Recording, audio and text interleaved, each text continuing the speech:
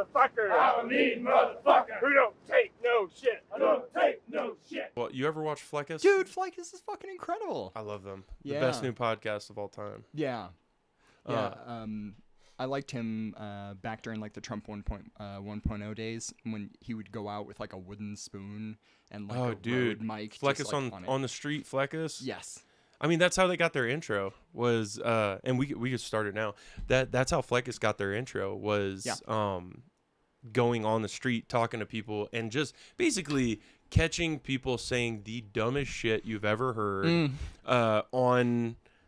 at a protest. Yeah. Like people that don't really know why they're there. Yes. They're angry. They want to be a part of something, and they have, they got a big heart. They want to help people, even if it's something they don't really understand. It's like a pathological altruism. Give me an explanation. So pathological, something turned bad, and altruism, the idea of selflessly helping another person. Gotcha. I would call it at the base of the immigration crisis right now. There is this... I think that's most of what's at the LA riots. Yeah. Not the first ones, the other one. Right. Not the first one, not the other ones this the year. ice one. Yeah. But I can't help but wonder if that's why that is. I just did an interview with another lady, and I'm wondering when she's gonna come out with the episode, because she says she wants to kind of like collect a bunch and then kind of like put them out like every week. Sure, yeah, kind of thing, which is smart. I wish I had definitely done something like this, like that. But we were talking about that, and I think it's because a lot of people think 200 years ago, the only time you really got behind something, like, words had more meaning back then. Yeah. They had more, like, people were willing to shoot you over words. Sure. And when you got behind something, it was, I'm willing to die for this kind of thing. And there were wars and battles all the time and stuff like that. So I think the fact that we don't have that in comparison to back then, I think a lot of people are looking for that and searching for that, and it's hard for them to find it. So it's, I don't know. I think that's what a lot of people are looking for when they go to these protests, because they, all cops are bastards. Like, they suck. I hate them. They gave me this ticket this one time, and it's like, sometimes cops really suck, but like, grand scheme of things, you're lucky you have cops. Yes. Because if you didn't, the guy that just robbed your neighbor's house, he would be looking at your house next. Yeah. Like, so true, what are you going to do? Yeah. You're going to stop him? Yeah, man. You're going to shoot him because you don't like guns, and you have a little sign out front that basically projects it and says you don't like guns. So, like, you would be my next target. They robbed this house placard. No. So, like, I think, it's a long, drawn-out way of saying most people now are soft and don't. It's that same thing. The hard times make strong men make easy times. Easy times make weak men, and the cycle continues and stuff. Which I know, like, every podcast has said that, but it's a very true saying. If it wasn't true, people wouldn't be saying it. No, it's. I mean, just looking at those riots now, it blows my mind, and I'm actually excited to get a call to go to something like that again, with the news crew. Oh yeah. So, like, I'm not hoping it continues. I hope it just stops. But if it continues, I hope I get a call. Yeah. So, like, hey, you want to escort us through here? Because I think I was a little bit, not naive. There's probably a better word for it. But I didn't realize how crazy people can get when they think they're validated. Yes. And, like, with throwing cups with cement in it, like hitting people with bike locks, stuff like that. Like, they were doing that then, but now it's like they'll dox you, then they'll show up at your house, then they'll, and swat you 10 times. God. Even if you're the director of the FBI, they will swat you 10 times. I'm genuinely amazed that they do it to YouTubers like constantly. Sure. I mean, unless you have like a compound like Tim Pool or something. Oh yeah. That would be difficult.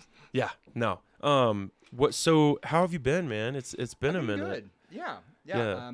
More projects down in Colorado Springs, and I've been blessed to be invited by Alexander to work on this last one that we worked on the last couple days. got a call from Danny that I was telling you about, and so it looks like I'll be helping with the Patent Veterans Project this weekend as well. So dude, lots of film, all in summertime. I couldn't be happier in that regard. You can't beat it. Yeah, true that. For anybody that's wondering what Patent Veterans Project is, it's an amazing program. They do a workshop getting veterans out of the house. Getting veterans out of the house and getting them around other veterans, doing like a short little film or clip that they, can give their story, whatever kind of story they're thinking. It could be a sad story, dealing with PTSD or whatever it may be, or it could be something dumb and funny like I usually end up coming up with.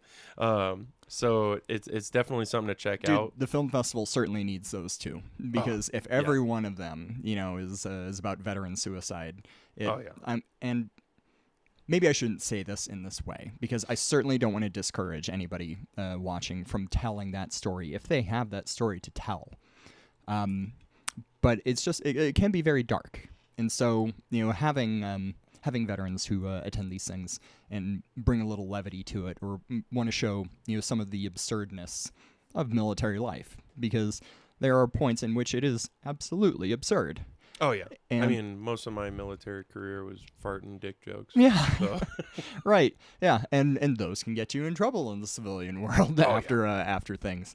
Definitely not saying that as a person who experienced this recently. It's not not me, not this guy. Thank you for having my back yesterday, too. Oh, God, I saw, like, as bad as all of that felt, seeing that it still made you laugh. Was dude, I was dying. I thought it was hilarious. But I think... So a lighthearted joke was made, and then the person running everything had to okay, everybody, we got to be professional. Got to focus. And that's his job. He's kind of put in a rock and a hard place where he has to. I can only imagine how many dick and fart jokes he would love to make, but can't. So you're so right, man. And I mean, we're all there helping out for free, so it's like you got to have a couple dick jokes every now and then. Yeah. Well, it just. Nah. Have you worked at any or I think last time we spoke you were still going to film school. Indeed. Are you still doing that now? Sure am. Yeah. How are you liking it so far? It's all right. There are some good people in the film program there. There are a couple instructors who they just exude it. You can tell that they're invested in the success of their students. Yeah. I wish that was true of every person involved in the film program there, but sadly it is not. And so for me, my attending there and going through that program has been a process of finding those people who should actually be teachers and finding ways to have them mentor me, and for that, I cannot be more grateful. I'll shout out Ralph Giordano from UCCS's film program, a great stand-up dude. The beating heart of independent film in Colorado Springs. That is a name that is on every person who's into film's tongue out there. So there are some great Jay Hubert, another great one.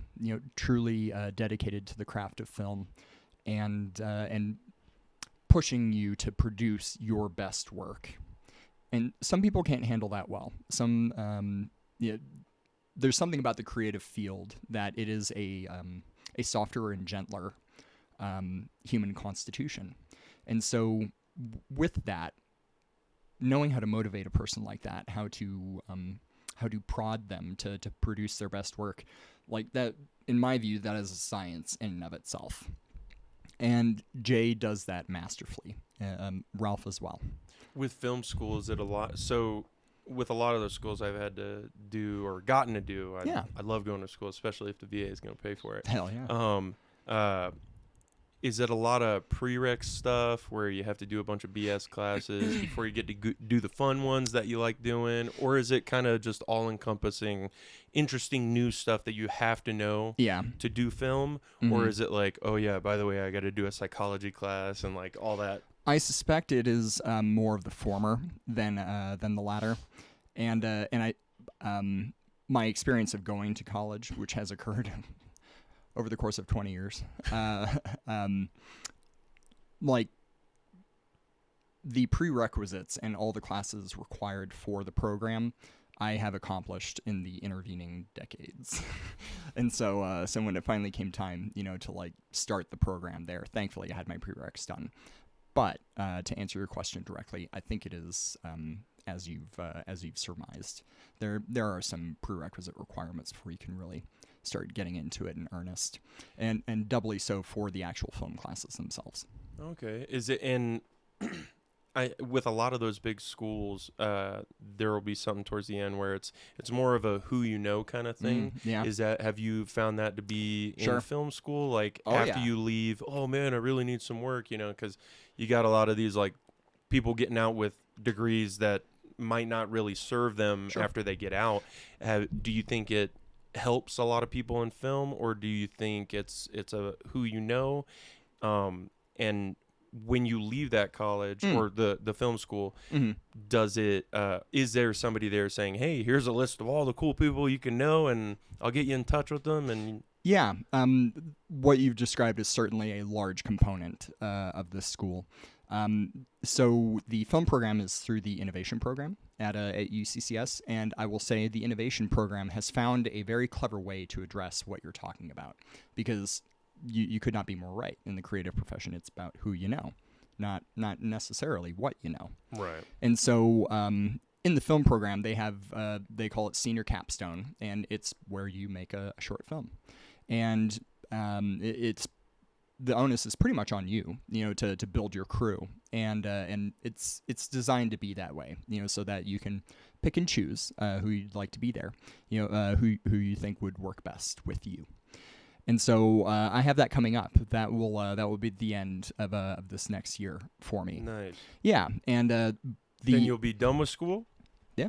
Dude, that's awesome, man. Well, I That's mean, something to be proud of. oh, thanks. This is assuming I don't try and take it, to a higher level and actually go to a film school of appreciable repute, NYU, UCLA, USC, things like that, for an advanced degree. Because Gotcha. at least just from what I've seen from the outside looking in, it is amazing that there is a film program here in my home state that I can partake of and learn, the specifics of the craft. But in terms of networking, California is the beating heart of entertainment. Yeah, And- I can only imagine. And so to go to film school there, you're just in the room with people who are going to do amazing things or have already done. Have you? amazing So I know things. there's a big reason that a lot of that is out in LA is because all the big studios and production companies that are out there. Certainly. A lot of those are moving out to the East Coast. Really? And yeah, out to Tennessee. No kidding. I know. Is it the Blaze? I think they're starting a production studio out yeah? there. One of the studios that Ben Shapiro's group works with. Oh, okay. They started because they have their own movies that they've been coming out with. Is it that have, Angel Studios? I think. Well, you've got Angel Studios, and I think there's another one that they have going that came out with that the one where the girl's still in high school, and then some other high schoolers show up, and they do like a school. Oh, Run, you know Hide, what. Fight.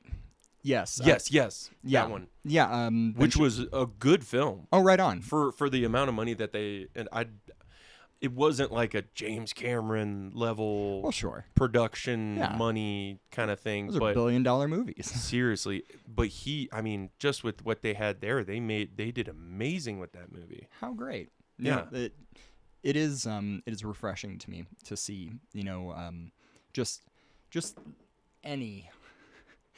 any conservative film, Right. like a film about sanity and how What would you do kind of thing. yes, and trying to be a sane person in an insane world, and the fact that those movies exist at all, like there is victory in that. Are you looking to be more of a director, a behind the camera only kind of thing, or like what are you looking to do? It is a good question. I do think I would like to direct in the future, but at least as I've understood it, it is a long and arduous road to reach the point, where where you are hired strictly for your ideas and vision. And for myself, I believe that the camera is the first step on there. 100%. I think the one thing that I've really noticed when it comes to like film or people trying to make small films and then make big films kind of thing, it's all about the screenplay and the script. Oh yeah, man. And if you have a crappy one, you're not really gonna. And you know, if you have a crappy one, it's gonna be a crappy movie. But if you have a screenplay that you're reading and looking at that, you're like, holy shit, I can make this look really good. Yeah. I think at that point it's all uphill from there. It's just like a pain in the ass getting there. Yeah. Getting to that point, finding like a good story. But there's so many books out there that could be turned into movies, or comics that could be turned into movies. You want to talk about the easiest Game of Thrones successor ever? The easiest, like you would upstage every prestige television show. We already have an amazing book. I guess you wouldn't call it a series because there's only one. It would take a very brave studio, but the Bible. Look at what I got over there. The Action Bible. Ah, there you go, man. Yeah. Right on. And just for here, I'll grab it real quick. So, did you watch House of David this past year? I did not. So it's on Prime Video, and I don't think it was done by Angel Studios technically, but it was done by another. That is so freaking awesome, man. So and just for people that don't know, like I'm not some big Jesus freak or anything like that. Like I want to know more about every religion. You know, and it's really hard to keep my attention. Sure. And I love comic books. The print is very small in the Bible too. Exactly, man. And it is draining trying to read. Like I have the Bible right here that I deployed with to Afghanistan. Right on. And I love it. Yeah. And I kept it with me the entire time, and it was great. But trying to read that was a pain in the ass. Yeah. Reading this, you actually get into each story. Oh, I see. So it's got the story of it's like there's a bunch of different parts because the Bible's so big. Like you're not gonna be able to fit a bunch of pictures and it's true comic book. I was gonna be bits. like, wow. I was wondering. All of it. I was like, how much did they? How condensed is it? Yeah. But now I realize I haven't gotten to the story of Job yet in there, but there's a bunch of different stories in there that it's all those stories from the Bible. And on top of that, it has like John 3:16 and like it'll tell you where you can find it in the Bible. And like it's this part, if it's in like whatever kind of bold asterisks or whatever, it'll tell you this is an actual thing from the Bible. Okay. But it gives you more context in the form of a comic book, and it's easier to grasp. And I'm gonna read that to my youngest, and my John, he's all about it. My oldest, he's about to turn 16. He doesn't care about anything unless it has to do with his friends and video games. But I think a lot of the younger crowd now is getting into Christianity or just religion in general. I would say Christianity. There is a big push towards it. But just before we move away from this entirely, how many volumes of this are there? I don't know. Oh, okay. I saw that. I got it on Amazon. Hell yeah. It wasn't that much. I think it was like $16-17. Yeah. But I was like, wow. I keep seeing it on Facebook. For a hardcover, this is incredible quality too. For real. It's I don't want to say buy this book. I don't want to be the person that shills on a show that isn't mine, but this book is a very solid value proposition. I will say. I was genuinely I was impressed by the stories and stuff that they have in there. They seem pretty accurate. I wouldn't know because I haven't read the actual Bible, but people that have read the actual Bible, I've watched a bunch of review videos about it of people that, to me are trustworthy, that have given their own little reviews on that are like, it's actually pretty, it's not exactly what it says in the Bible verbatim, but it's a summary of each story in a way that's easily digestible for children and adult children that can't keep their attention on shit for more than 5 minutes. But I would recommend that to anybody. Right on. So jumping back to House of David on Prime Video, it was done by another conservatively minded is that the one that's studio. like Office? No. Where it's Moses or where it's Moses and like they do cuts where like he looks at the camera and he's like, this guy, like where it's like The Office. I have seen a clip of that. I did not know that But was it's a not TV. that. It's not that. Oh, okay. Yeah, But it's a show. That they, I need to find that show because I've seen a clip from that, and it was hilarious. one of the guys is like the guards from Egypt or wherever where the Jews had been captured and in captivity. in captivity as slaves. And I'm sorry, this is like turning into like a. Not at all, man. But it's the story. Well, yeah, it's after the Red Sea is parted and it crashes. He's like, yes, so we were chasing the Jews, and then the waves, they just come down on me, and I was like, whoa, and I wash up on the shore. I'm on the wrong side of the Red Sea. So he like steals somebody's clothes, and he's like, but I don't think anybody's up to it yet. Like nobody's caught on that I'm actually one of the. And then it cuts to another guy talking to the camera, going, you know, I like everybody here. I'm family with almost all of them, except for that one guy. And like it shows him looking at him, and he's like, I feel like I recognize him from somewhere. And it cuts to him like whipping him on the back. God. So it's funny like The Office, but it's for people that, you know, are somewhat into religion. Yeah. Or just like comedy that ties into religion. When I saw that clip, I was like, why is this not a TV show? And now it is. Now I know it is a TV show, and now I need to find it. So what's the House of David? Yeah, it's the maybe one of the most classic stories from the Bible, David and Goliath. You know, David, the father of modern Israel, as it's seen. And what is so incredible about the show is because, you know, they have 10 or 12 episodes to tell their story, they have time to actually let things breathe from Scripture. And what I love about it is they do not water it down in any way whatsoever. And I found myself, I actually learned things about the Bible from this TV show. I learned, you know, that King Saul, the villain of the story of David and Goliath, actually a pretty sympathetic character. You know, he was chosen by God to be the first king of Israel. And so, you know, he's loved by God. He's enjoying all those blessings by it. And God gives them a commandment when they crush another nation, you know, that wanted to destroy them. He gives Saul a commandment, and he says, "Take nothing from them." And Saul, he's managing the 12 tribes of Israel, and the 12 tribes need things. And so, at the end of a battle, taking the stuff from, you know, the army that you defeated, that is a major logistical boon to your tribe. And so these people come to Saul and they say, you know, like, well, we need swords, you know, we need this stuff. And he more or less gives them a consolation and allows them to take some small things. I think he maybe let them take their cattle, or maybe they weren't allowed to have it. Either way, he breaks God's commandment and is stripped of his power by Samuel, a living prophet at that time. And to see, and Samuel tells him, you're gonna go insane. You know, this is your punishment for disobeying God. Your Alzheimer's.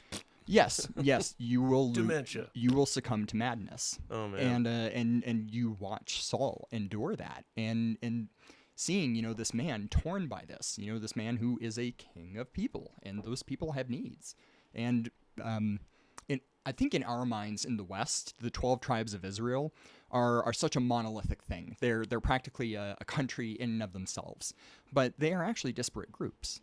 And one may have the favor of the king, and another may piss off the king. And so there's always, you know, some degree of jockeying and infighting and frankly politics, occurring within Israel them. known for politics. And so. Not knowing that, you know, thinking of them as kind of this singular entity, it was easier to look at King Saul and be like, oh yeah, he was just a bad guy. But that's not the whole story at all. You know, he started this as a good guy and was a good king, loved by God. And through trying to keep his own people happy, maybe ultimately to hold on to his own power, you know, through his own actions, he ends up running afoul of God and is cursed for it.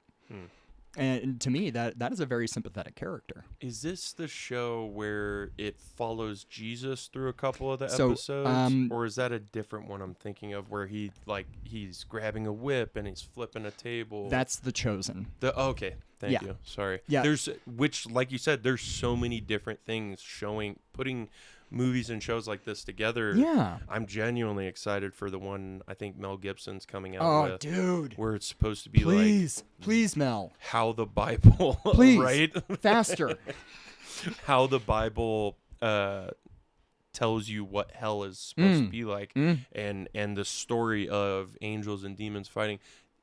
It goes back to what we were just saying with there's so many good stories that could be turned into something. Yes. Look at The Walking Dead. Yeah. A awesome comic. Yeah. They missed a couple things, but they followed it pretty. I mean, at least up until a certain point. Like once a couple main characters died, it was, or I think once it got to the governor or Negan. I would say by season 3, that show was getting in trouble. Yeah, it was really. Like, what are y'all after doing? After the loss of Frank Darabont, director of The Shawshank Redemption, the highest-rated movie of all time, and this man does the first season of The Walking Dead.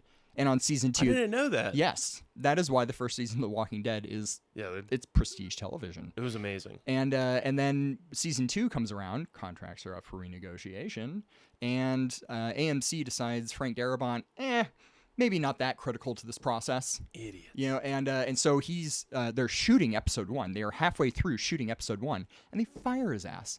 And so if you go back to season 2 of The Walking Dead and watch episode 1, like, things seem okay, in the first half of the episode. You're like, oh, okay, we're picking up from where we were at the end of the last season and, like setting up the things and we're going to go and do them. And halfway through the episode, they're like, we don't know what to do. There's a horde of zombies and they're on a highway and they have to get under cars and hide. And then they lose the girl. And spend the next 4 episodes with Norman Reedus walking through fields in Georgia saying, Sophia! And, like, you can tell, and maybe this is just me, but, like, looking at his performance, you can tell how pissed he is, because he is really putting the F in Sophia in that. And so, like, at that point, I didn't even think about that. I should have looked up who the director was.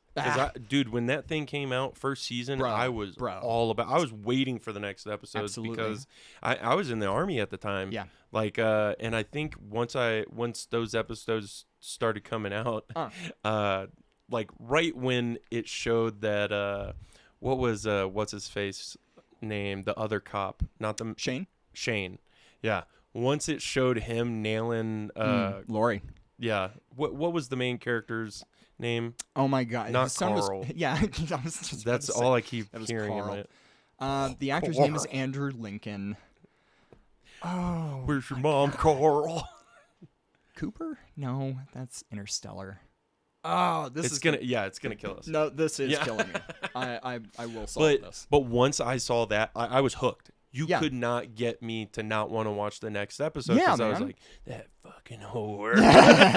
Like, I was involved into the movie. I was like, why'd you kill him? Why couldn't you kill her? Like, right? What are you doing? Daryl? Rick Grimes. There we go. Yeah. This ain't a democracy. This is a Rick-tatorship. But, like, Shane was the best character of that. Like, that dude was at the time an underrated actor. Like, True that. Yeah. John Bernthal. When you hear people in a scene like yesterday when Marshall was or not yesterday, the day before. Indeed. When he was giving his lines, you genuinely felt like he was that character. Yes. Evil car salesman, like, oh yeah, ready to bring the thunder down. Yep. His words dripped with just the correct amount of ooze. Right. And you genuinely felt like you were in that scene. Trying to find actors like that to give a scene for something that is like not a nonprofit, like a what was it you were saying films are called? Labor of Love. Labor of Love. When you're doing something like that, like it's hard to find people that when you hear them talk or give a line that you genuinely feel that it's real. Yeah. And I've watched so many movies and shows that I'm just like, Yeah. You can really sense when it's there and when it's not. I couldn't agree more, Joe. So I'm hoping. I can't remember where I was going with it, but That's okay. that actor Shane when they Yes. killed him off, I was going crazy. Yeah. Like, dude, like, what are you doing, man? Yeah. Him and that old guy with the RV. Yes. Who's like, I know what you're doing. I think his name was Frank, and that sounds right. yeah.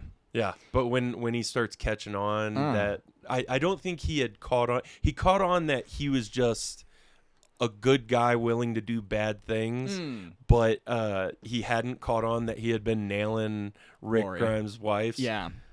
So like, and then we find out she's pregnant, and I'm like, just kill her off. Yeah. What do you do? Which they did. Yeah. You know, But spoiler alert. I will say every time in that show that you go like, I want this person to die, and They drag it. well, yes, they knew On purpose. Yes, they knew that you want that person to die. The blonde lady, not Tracy. I can't remember her name, but the blonde lady who was in season 1 and going for The sister. I don't think so. The sister of who? The sister of the one who like is in all the newer versions of The Walking Dead, where she's like with Negan. She hates. I'm trying to remember which one you're talking about. Tori? Did they make it to the underground bunker at the CDC? Yes, yeah, she made it to the governor. She died in Woodbury, ultimately, at the hands of the governor's little underling guy, who looks a lot like Mike Birbiglia, but it's not actually Mike Birbiglia. Dude, and Negan, I know we're kind of jumping around with it, but like Negan, man, him if they had just kept Shane in there to have some kind of interaction with, because Rick is a good actor as well. Oh yeah, but like if they had some way been able to have Shane's character, Negan, along with who's the dude who gets handcuffed to the pipe up at on the roof in the first season. Merrill, yeah. All of those guys together in some sort of scene would have been just top tier acting. It would have been amazing. Yeah. Michael Rooker, you want to talk about? He wasn't wasted on the series because they gave Merrill his due and his time on it, but I mean he had all the makings of a true big bad. And it shows you how people with different points of views, could be a racist character, it could be like just regular people. People are really dynamic and have different opinions, different whatever it may be, and just seeing how those types of people would react in that kind of situation. I feel like I'm always daydreaming of an apocalyptic nightmare of what would I do if this happened? I'd probably just rip that person's head off or something like, and that might just be me being a crazy person, but like I always certainly not hoping for the end of the world or anything like that. No, but like it's always fun for me to imagine what I would do in those situations. I'm always a what if kind of person. Absolutely. So it's when I see that in a show or a movie, it's like, oh fuck yeah, he's doing everything I would want to do. Hell dude, yeah. The Walking Dead single-handedly like kickstarted the prepper. Well, yes. Doomsday preppers. First, it was the zombie survival, like zombie apocalypse survival location, and then people went, "Wait a minute, this is actually useful information because sometimes the world does go to shit." Maybe that actually hooked my parents because into prepping. Yes. Nice. I was watching The Walking Dead and started watching it with my brother. He's 10 years younger than me. He was in high school at the time. And, of course, they're like, zombies. This is so lame. But then my brother and I started talking, about, like, okay, what would you do? And we didn't stop. And, it went on for days, turning into weeks. And we bought some AR-15s. Yes. And we bought some MREs. And then the year that season 1 of The Walking Dead was on TV, my dad bought his first that's AR. awesome. Yeah. So it might have actually had something to do with it. Oh, man. That and I think Doomsday Preppers came out around that time, too. Yeah. And that's when they had the best episodes of that show. Like, one dude had a wood-burning generator, like, where they were using the fumes that were being made in the gasifier. Yeah. That's coming off of the charred wood, and using that to run an engine. I didn't know you could do that. And ever since then. Me either, man. I was hooked. Hell yeah. I mean, I'm like, I want to run a truck off of wood burning smoke. seriously, there's a patent for that somewhere. Sitting in a very tightly locked drawer, probably at GM headquarters in Detroit. Right next to the water Yes. running Yes. engine. Yeah. Exactly, man. But and maybe the last thing I'll say about The Walking Dead before we actually get back to the actual the real things that matter, right? As opposed to a 15-year-old TV show. The thing that I loved about season 1 of The Walking Dead, and maybe even specifically in the pilot, was the dynamic that existed between Rick and Shane. And I will tell you, every time in my house I turn off a light switch that my wife has left on, I hear John Bernthal's voice in my head. You mean to tell me you are so stupid you have had a man telling you your entire damn life to turn off the light switch, and you can't? And I probably butchered that line.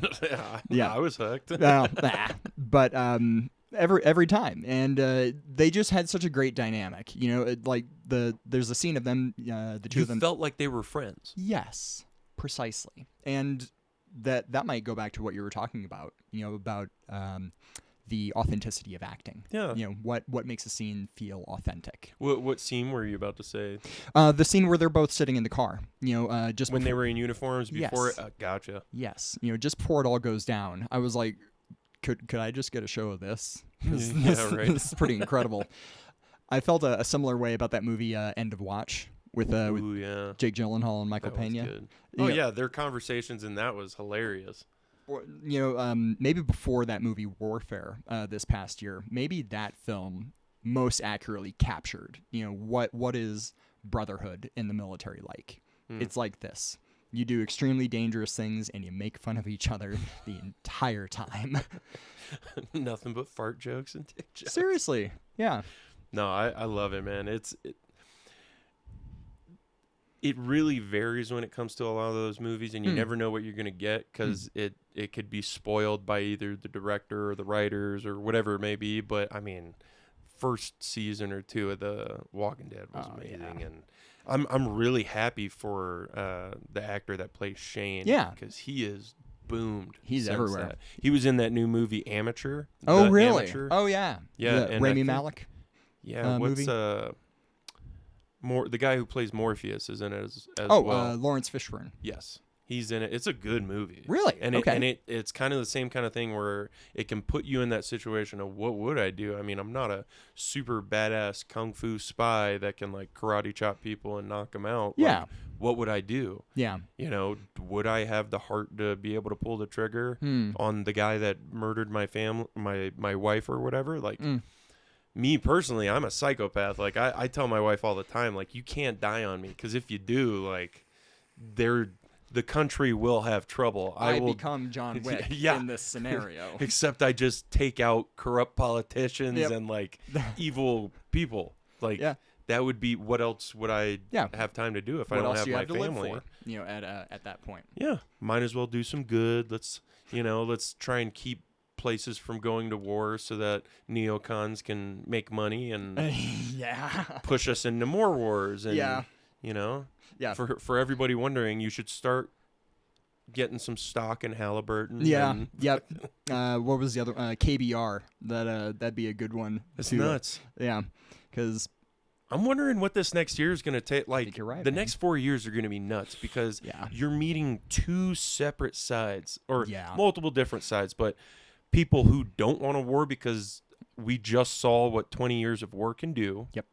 And people that are like, well, don't we love these people? Don't we care about them? You don't care about Israel? You don't care about Ukraine? Yeah. And it's like, I care about them. I wish them nothing but the best. Yeah. But I don't want my sons and daughters going off to war. I don't want my taxpayer dollars going to that when it can go to homeless veterans. It can go to helping make sure that the people we already jacked up from sending to war are taken care of. Yes. Why not put money towards that? Yeah. That Tucker Carlson interview that he did with Ted Cruz. Ted Cruz, he brought up an amazing point.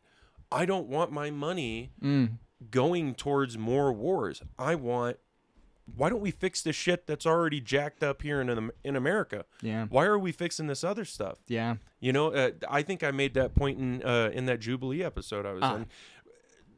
I don't care. I care, and I hope that they're fine. Like, to each their own. You do you. Yeah. But let's fix our house in America before we start trying to help other people. Like, I feel like our politicians are riddled with ADHD, and they're like trying to half-ass fix. They're riddled 20 with different PAC.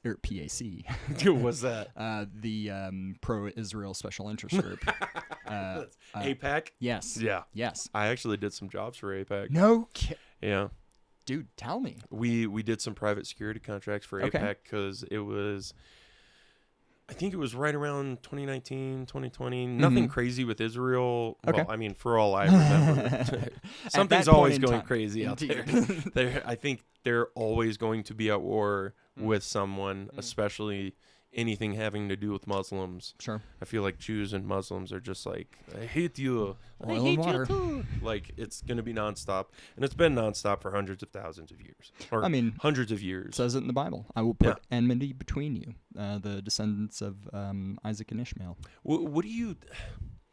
I don't even know what to ask with that. Just before I continue, the APAC contracts, they put together these sponsored parties and get-togethers where they would get people to come in and donate money to APAC. Indeed. And it's crazy the stuff that they had set up there. Everything was nice. The catering was amazing. Like they have a bunch of money going towards it, especially out here in Colorado. Really? You know, so and I think around that time it wasn't as politicized as it is now. I'd never even considered that. You're saying there's an APAC presence here in Colorado 100%. State. We were down in Aurora, Denver. I think there was like there were a couple synagogues they were doing the APAC stuff at, and also a flight line.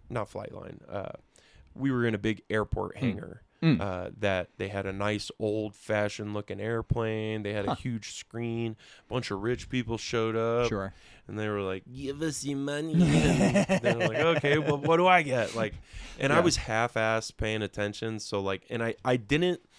It always sucks when you do something in the past and you don't realize what you were a part of until like 10 years later. I hear you, man. You know, so I kind of kick myself in the ass now, where I'm like, wait, that's what APAC is?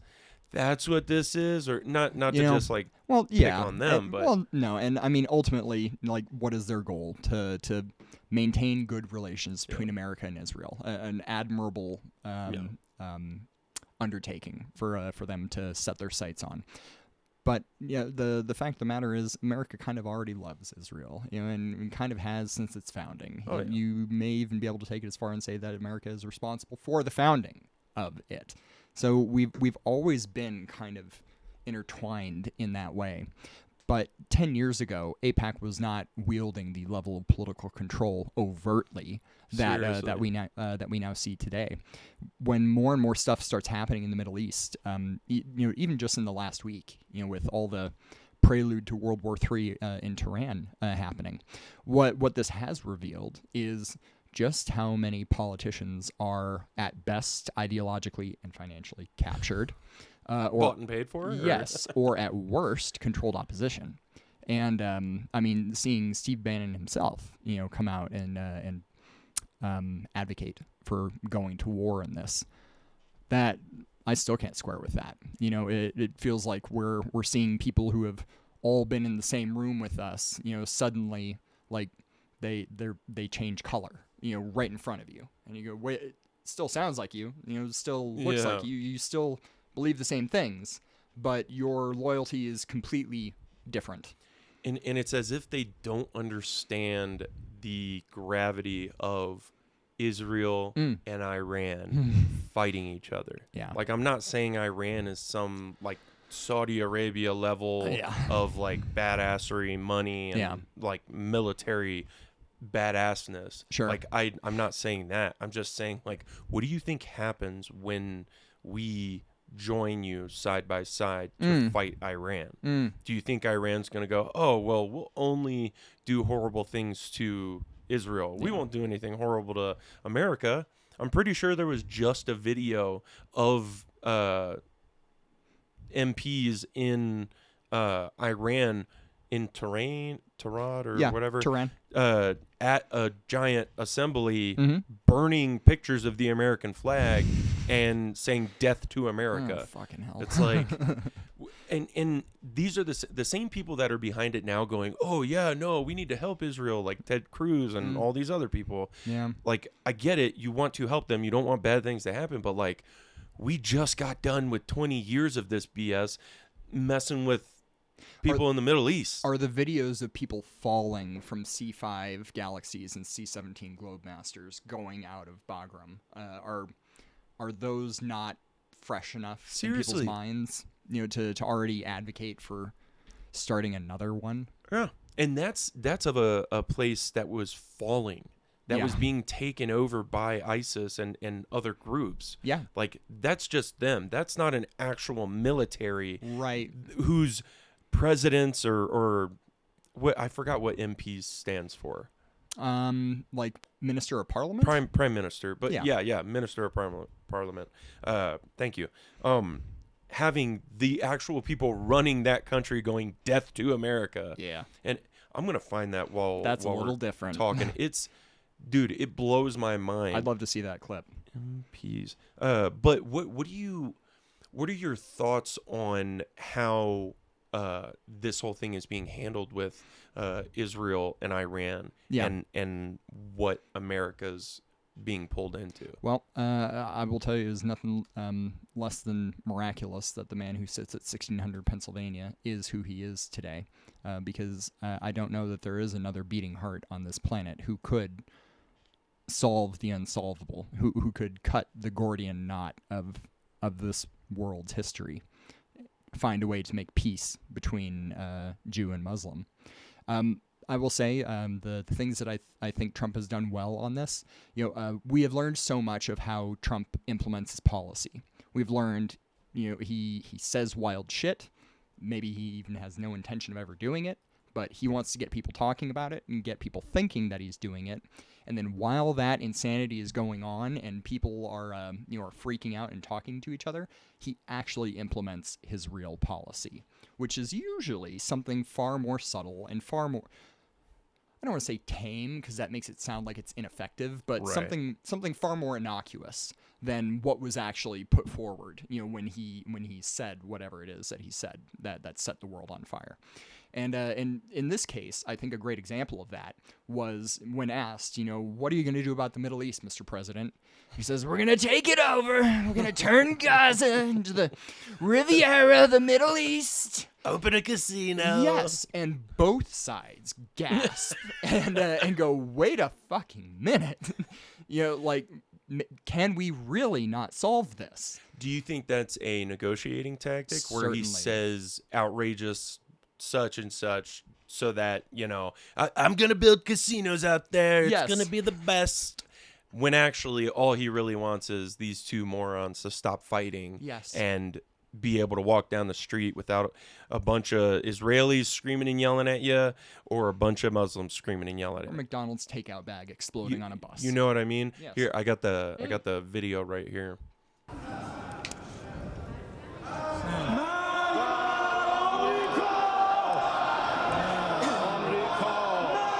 I'm amazed China couldn't rustle up a few actual American flags for them. They had to fall back on the laser printer for this display. Well, and just for people that might just be listening, there's chanting death to America the entire time while burning a American flag on a piece of paper that has written underneath death to America. Oh, they finally got it to catch. Yeah. The paper did not want to catch. And then all of them start gathering around. And this is in their, it kind of looks like the UN summit. Or is that the UN summit? No, no. I think it's their assembly chambers. If Europe is an important countries like Russia and China, perhaps there will be a way to continue this path on the nuclear deal. Otherwise, Iran will bring President Trump to his senses with its nuclear actions. You promise? They have to know that under such circumstances, Iran will have no commitment to stay in its previous position on the nuclear issue. So basically, they're saying if y'all want to play, we'll play, and we'll change his mind, kind of thing. We'll show you America. Do you see? It was probably 4 or 5 days ago now when Iran made its first nuclear threat towards America, and the nuclear sniffer plane took off from Offutt Air Force Base in Nebraska. Yeah. Oh God. So yeah, and it does exactly what it sounds like. It looks for evidence of radiological material. And it was flying random ass patterns around the entire Midwest of the U.S. What do you think's going to happen? I mean, just going off those threats, like, yeah, they can scream and yell from over there, but, you know, how many people during Biden's presidency do you think snuck in that are capable of doing something like that? Well, I will answer that question, but I want to talk about a little context that will inform the answer that I'm going to give. Have you heard of Candace Owens was talking about it recently? There's a new documentary going around called The BB Files. No. It is a very insightful expose on Benjamin Netanyahu. Highly recommend. That's like a watch today recommend, in my opinion. I learned so much that I did not know about this guy. Bibi Netanyahu was in serious trouble in Israel. He was going down for corruption charges, and he had just sat for his first deposition in this criminal proceeding, and 2 days later, October 7th happens, and so suddenly, all these things go away. Suddenly he gets to, I think he removed a Supreme Court justice and named another one. He's shoring up his power, and do you think he took down the Iron Dome to allow them to come in to change the subject? The man was elected as a prime minister, yet when he speaks about his son to those high up in his cabinet, he says, "Oh yes, Kerr will take over one day." And they all who will take over? I believe his son's name is Kerr or Keir, I believe. And everyone in the room looks around at each other because they're like, that's not how democracy works. Prime ministerhood does not pass via primogeniture, and so they're like, that sounds like a king? Question mark? That's not good. So at any rate, the reason that I bring this up is in the course of learning about the corruption that Bibi Netanyahu is engaged in and subsequently covered up, it has changed how I feel about October 7th and the from out of the blue characterization of the attack. I do not believe that was the case. I believe it was... They had been training for a while. I believe it was, if not allowed to happen, it may have been directly facilitated to occur. Because, wouldn't you know it, all his problems go away October 8th. Was he ever a part of Mossad, or has he only worked with Mossad? So his brother was a serious fucking badass, Yonatan Netanyahu. He died back in the 70s on a really badass hostage rescue mission. And Bibi had always been in his shadow. His brother was the bigger badass. And his brother dies on this mission, the only person to die on this mission. And suddenly, that sucks. Yeah, and suddenly, everyone goes, well, okay, what about you? And Bibi Netanyahu, gets on the path to where he is today. And in the course of watching this documentary, it makes me look at the Israel-Iran conflict and wonder just how much of it is staged, just how much of it is, marionettes on a string. Because look at Iran's military hardware. They're very sophisticated compared to, well, as far as like the Iron Dome, I think I'm talking about Iran, not Israel. Oh, I'm sorry, I misheard. Sorry. Yeah, it's okay. Yeah, no, I was talking about Israel. Yeah, not Iran. No, Iran. They're like the shiniest bullet in their gun is the F-14 Tomcat, a half-century-old airframe. And so going up against Israeli F-35s, they get F-35s just like every other friend of America. But they actually get the F-35I because they're Israel. They sent people to Lockheed Martin and made a special version of the F-35 because the F-35 that we make for ourselves, we give the best avionics on Earth. They are unkillable.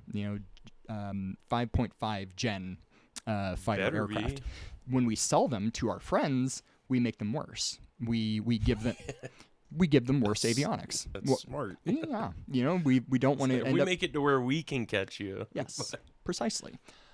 But that is not the case for Israel. And I believe that is why the F-35I exists as it does, because it has all the capabilities of an American F-35, and I am certain a few more. And, yeah. And so they get to name the stakes of these things. And so when I look at a country like Iran with that old of military hardware going up against the top patent filer on earth, Israel, like there is more competition between man and ant in my opinion, at least in terms of military hardware on hardware stuff. And so to see Iran propagated in such a way that yes, this is a near peer adversary, to be feared militarily. I just don't see that. Well, didn't Israel fire the first shot when it comes to this? I mean, it would all depend on how far back you want to go. Right. Well, I know Iran has had their hands in a lot of stuff involved with hiding people in Iran, because I'm pretty sure Osama bin Laden was in Iran for a while. Very early on. Yeah. I only learned that myself recently. Yeah. Like in, I want to say like December 2001. Yeah, he was hiding out in the mountains of Iran. There was a podcast, the PBD podcast, Patrick Bet David, where they had two guys on there that really knew their stuff. One of them was, I think, a senator or a congressman that right after 9/11 was like, why are we going into Afghanistan or Iraq? Or why are we going into Iraq? He's in Afghanistan. Or I have actual evidence from people that we have been friends with for however long, America and Iran, saying, he's flying his Falcon over in Iran. Yes. Like, and just so people know, Falcon training and hunting. Yeah, falconry is a big thing in the Middle East. Absolutely. And it's like a fancy horse. Yes. When you see a specific kind of horse and you're in that realm, you're going to be like, oh yeah, that's Osama bin Laden's horse, or that's his falcon. Yeah. And people were saying, oh, his falcon's out in Iran. His, such and such is out over here. So there was information like that already out there. Yeah. But for some odd reason, Condoleezza Rice was like, nah, we don't give a shit. Yeah. And they just, I don't know what the goal was of that.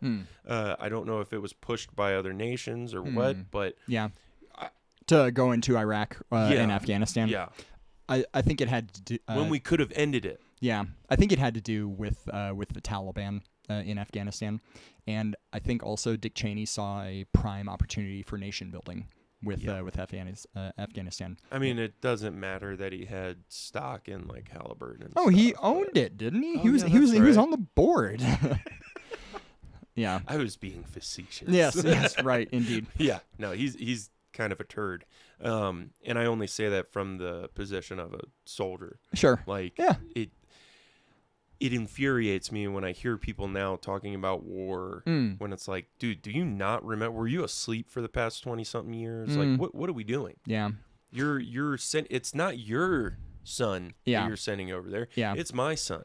The one that kills me, the thing that really gets my goat, and it happens more with young people because they weren't alive to see it, is people who think that we invaded Iraq because of 9/11. And it is growing and growing and growing, and it is just I can't facepalm much harder. I'll brain damage myself further, and so it's frustrating to see because that right there, that's how history actually gets rewritten, by a misunderstanding put forward as a, oh my God, can you believe these assholes? Look at what they did. Yeah. And then that becomes history. And so when I see something like that, it really gets under my skin, maybe more than it should. Do you think Saudi Arabia helped finance the attack on 9/11? What was it? 12 out of the 14 were Saudi nationals. Yep. And the fact that it was never even discussed. It was never even an idea of invading Saudi Arabia. they're our greatest friend in the region. Israel over here pretending he doesn't hear. And well, wasn't there like a whole thing about dancing Israelis man. or something like that? Yeah, on 9/11.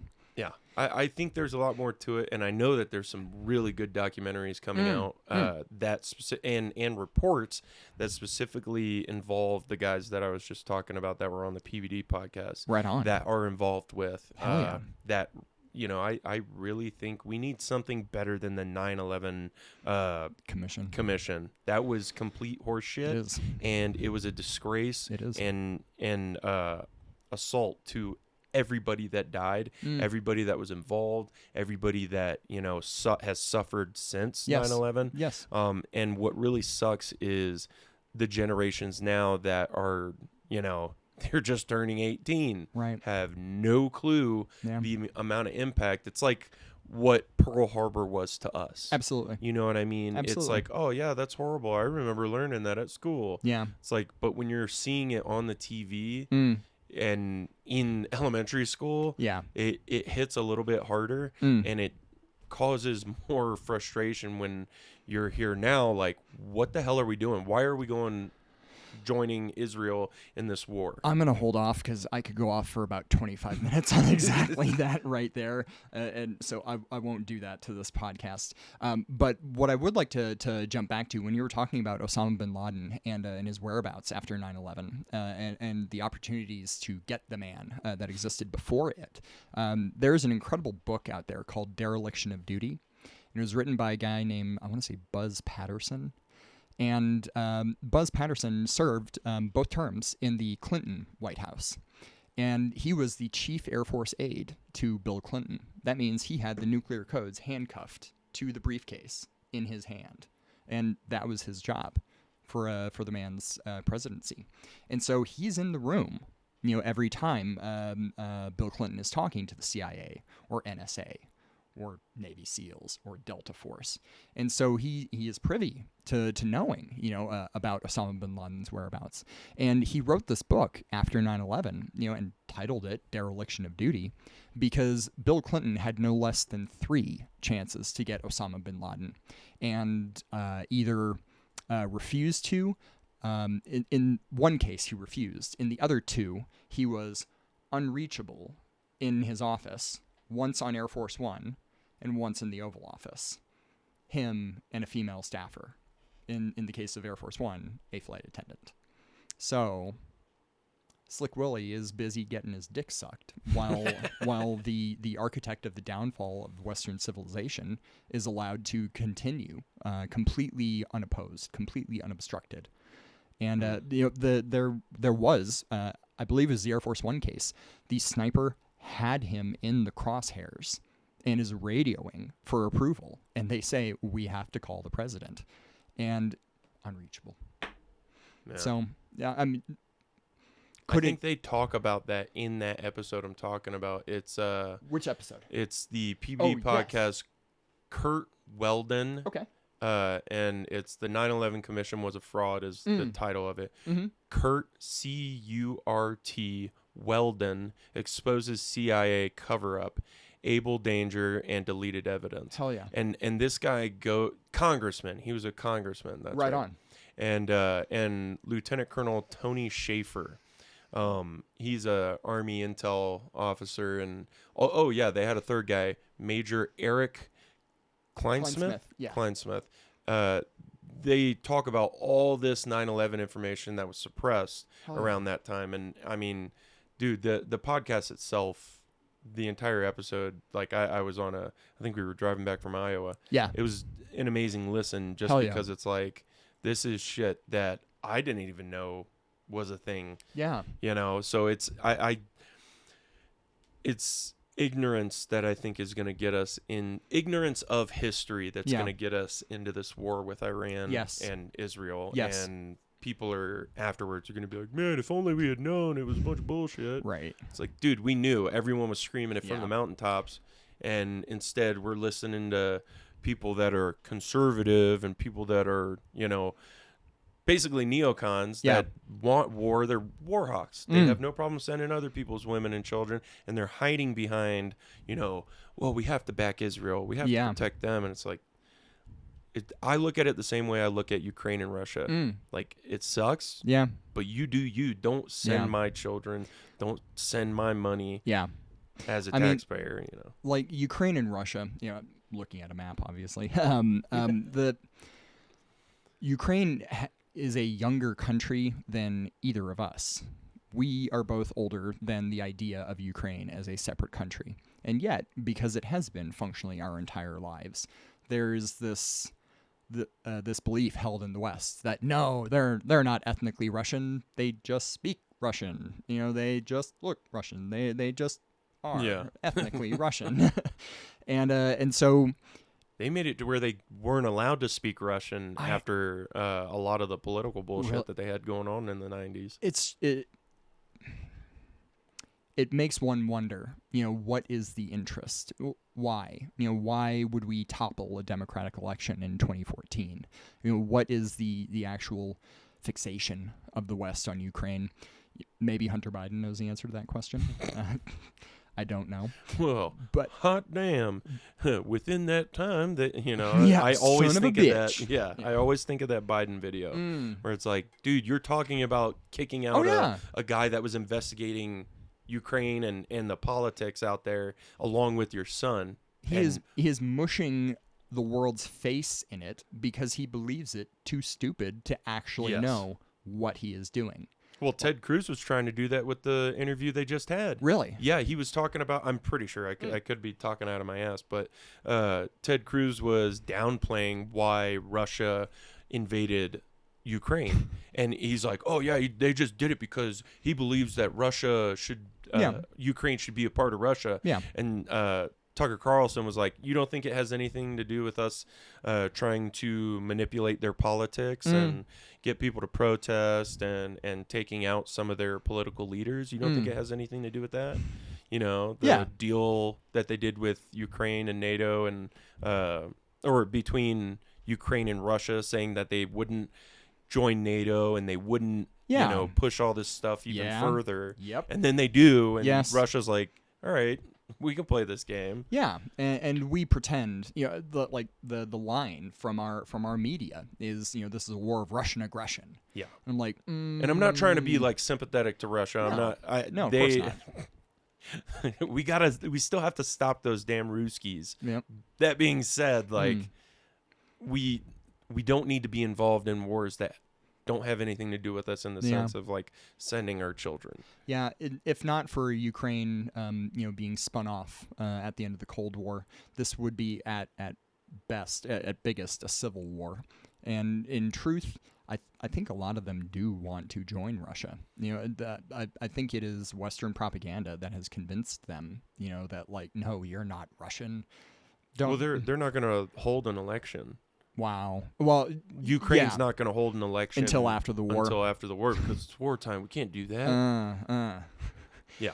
No, you can't change the guy, who's ultimately screwing the entire trying country. to continue the war. Yes. Which they have no people. Yeah. Yep. Well, they're running out of people, so now they're like, hey, other countries, the fact that he sat in the Oval Office, and I'm talking about Zelensky, sat there and looked the president in the eye and was like, you will feel it from Russia will come across these water. Well, and I love his reaction. Like, you don't tell us what we're going to feel, motherfucker. Yeah. Oh, yeah. There is not another person on planet Earth I would have rather had in that room, than Donald Trump. Yeah. If there's a guy that could give a good deal for America, it's him. Yep. And I say that going with what we were talking about earlier with, he's going to give the big ask to get what he actually wants. Sure. He just wants peace and I don't know what's going on in his brain. I can't read his mind. He could be an evil, he could be Dr. Evil for all we know. And he just wants all the money and he's very subtle fame. If that's the case. You know what I mean? Yeah. But big ask for just peace. Yes. Cut the bullshit. Yep. Give us good deals. The end. Yeah, man. We don't need to go to war. Yeah. Yeah, I just hope that the next generation coming up feels that way. The thing that gives me hope is seeing, being in college myself right now at this point in time, is seeing the inherent and latent conservatism present in Gen Z. Oh, yeah. That it blows my mind. As a millennial, I've had to make peace for nearly 20 years with my generation being functionally ideologically entirely captured, and I really do think that just goes back to Barack Obama being on YouTube in 2008. I think he saw a new media format and jumped on it, and millennials are. I am all about YouTube. He was giving us hope. Well, right. And I didn't even vote around that time because I was joining I was 17. Oh, I was right joining on, the military. Yeah. At that time, so I wasn't able to vote yet. But sure. Like, I was emancipated. I think I could have voted, but like I was in basic training as the election was going on. I didn't know that you were emancipated. Now Yeah. I'm curious. I got emancipated when I was 16. Damn, Yeah. 16, dog. Yep. I mean, maybe I'll ask you about it off air. Dude, I've talked about it before. Oh, okay. Yeah, no, I got emancipated. I was married. All at 16. Yeah. Joe. Yeah. And then that was right around the 2008, 2007, the housing crisis hit, and the catering company I worked for went into shit, and I was out of a job. My wife at the time was out of a job, and I was like, I'll join the Army. Fuck yeah, my name's Joe, G.I. Joe. Hell yeah. Why not? So, yeah, I did that and joined at 17. Wow. Got my GED. Dude. Yeah, because the Marines were like, dude, we're not going to take you, dummy. You need a high school diploma. The Marines. Yeah. So the Army was like, we'll take you, stupid ass. We'll find a place. We've got work. Oh, dude, they were quick and to the point. Hell yeah, man. Yeah. That's great. And that it could meet you at a point in your life where you needed it. Oh, yeah. And thankfully, the military was there for me at that point in my life. For me, it was 2000, like the end of 2006. I was going to school at UCCS in 2005, fall 2005, spring 2006, the first weekend back at UCCS. Your boy, brought home a nice little half-o from Christmas break, from up in the high country, bring it home, and John decides to buy his first bong. John says, I'm in my second semester of college. I'm a real boy now, and real boys need a bong. Real boys smoke weed. Yeah. And so we went to Independent Records, and I bought my first bong. It was plastic. And I bring it home, and invite all the boys over. And at that point, I had discovered how to smoke weed in my room without getting caught in that way. And the only way to do it was to go in the bathroom, turn the shower on as hot as it would be, and get smoke. Steam going. Well, yeah, smoke and blow it up the vent, and then let that run a little bit and turn it off, and it sucks all the. You see those boxes right there? Yeah. Those are two quiet, high-powered exhaust fans. I'm gonna run. Fans, an inlet and an outlet fan, so that we can smoke in here. Dude, I'm excited, and I haven't found anybody that wants to do a podcast yet. We obviously wouldn't be smoking marijuana. No, never. Only cigars, things that I wouldn't get. It's a tobacco water pipe, not a bong. Exactly. That's what it was sold to me as. So exactly. So once I do that, I'm amped about it. Fuck though, yeah, because man. I can. I don't like the smell lingering or anything like that. And if I can have something that's quiet that sucks it all out, hell yeah. And light a candle, get it smelling nice in here, that I really want to do that. Hell yeah. I'm excited for it. Right on, man. You should be. Like that is going to be so fun. Just going off of what you were saying. Yeah. I think I didn't even I smoked once before I joined. Okay. But what I did before I joined was I was like, oh, I'm going to join the Army, and I'm going to, not going to be able to do drugs or anything like that ever again. Better get them all out of the way. And I was around not savory people. Sure. And they were like, oh, have you ever tried booger sugar? Oh, yeah. Joe. Oh, so, yeah, I tried it, and then I, out of nowhere, get a call from the recruiter, and they're like, oh, hey, we're going to do a quick piss test. Oh, And I was like, can you give me like a week? No, come in now.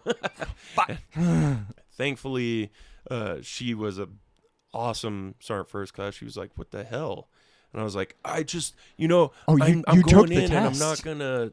Joe. Well, not at MEPS. Okay. It was like a little strip. You're a test. brave man. Yeah. You're a brave well, man. I was hoping. I drank a shitload of water. I Sure. ran outside. Like, I was trying to sweat it out and pee it out.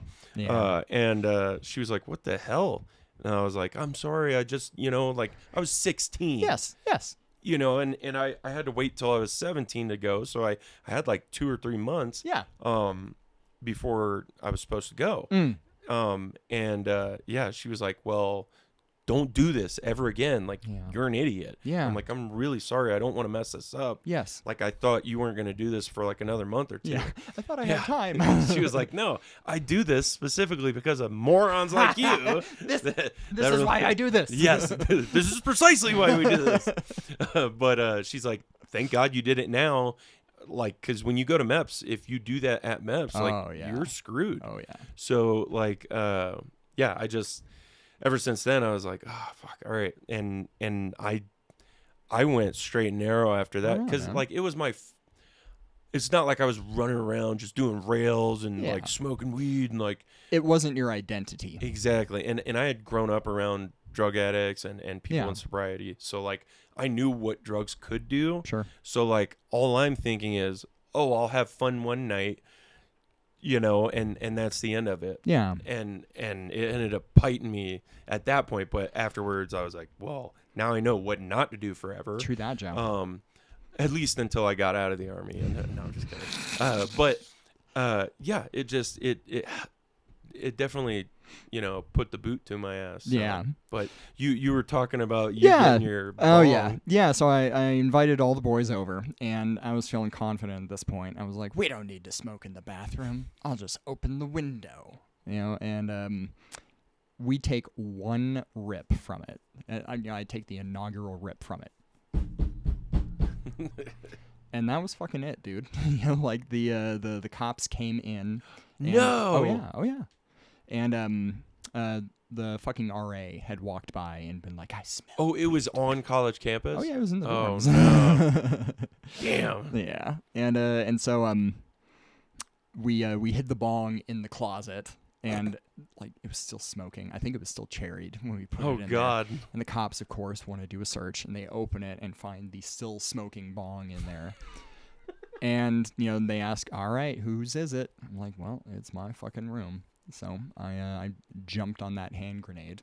In retrospect, I don't know if not doing that would have produced a better result. So at least I can comfort myself by saying, no, you're a man. You I was a stood up to guy. your stupid choices. That it was. That's hard to. I mean, it's honorable in that sense. Did it end up fucking you over? Oh or? yeah, that was the end of college at that point. Oh no. Well, yeah, because they go, you're kicked out of the dorms for 30 days, and my parents were like, figure it out. And damn. Yeah. So we had moved to Colorado from Arizona, so I went back to Arizona and worked there for about 6 months, and I saw like, okay, I could make a life from this, or I can roll the dice with the Air Force. And there's some level of familial connection. The Air Force is kind of the family business in some small way.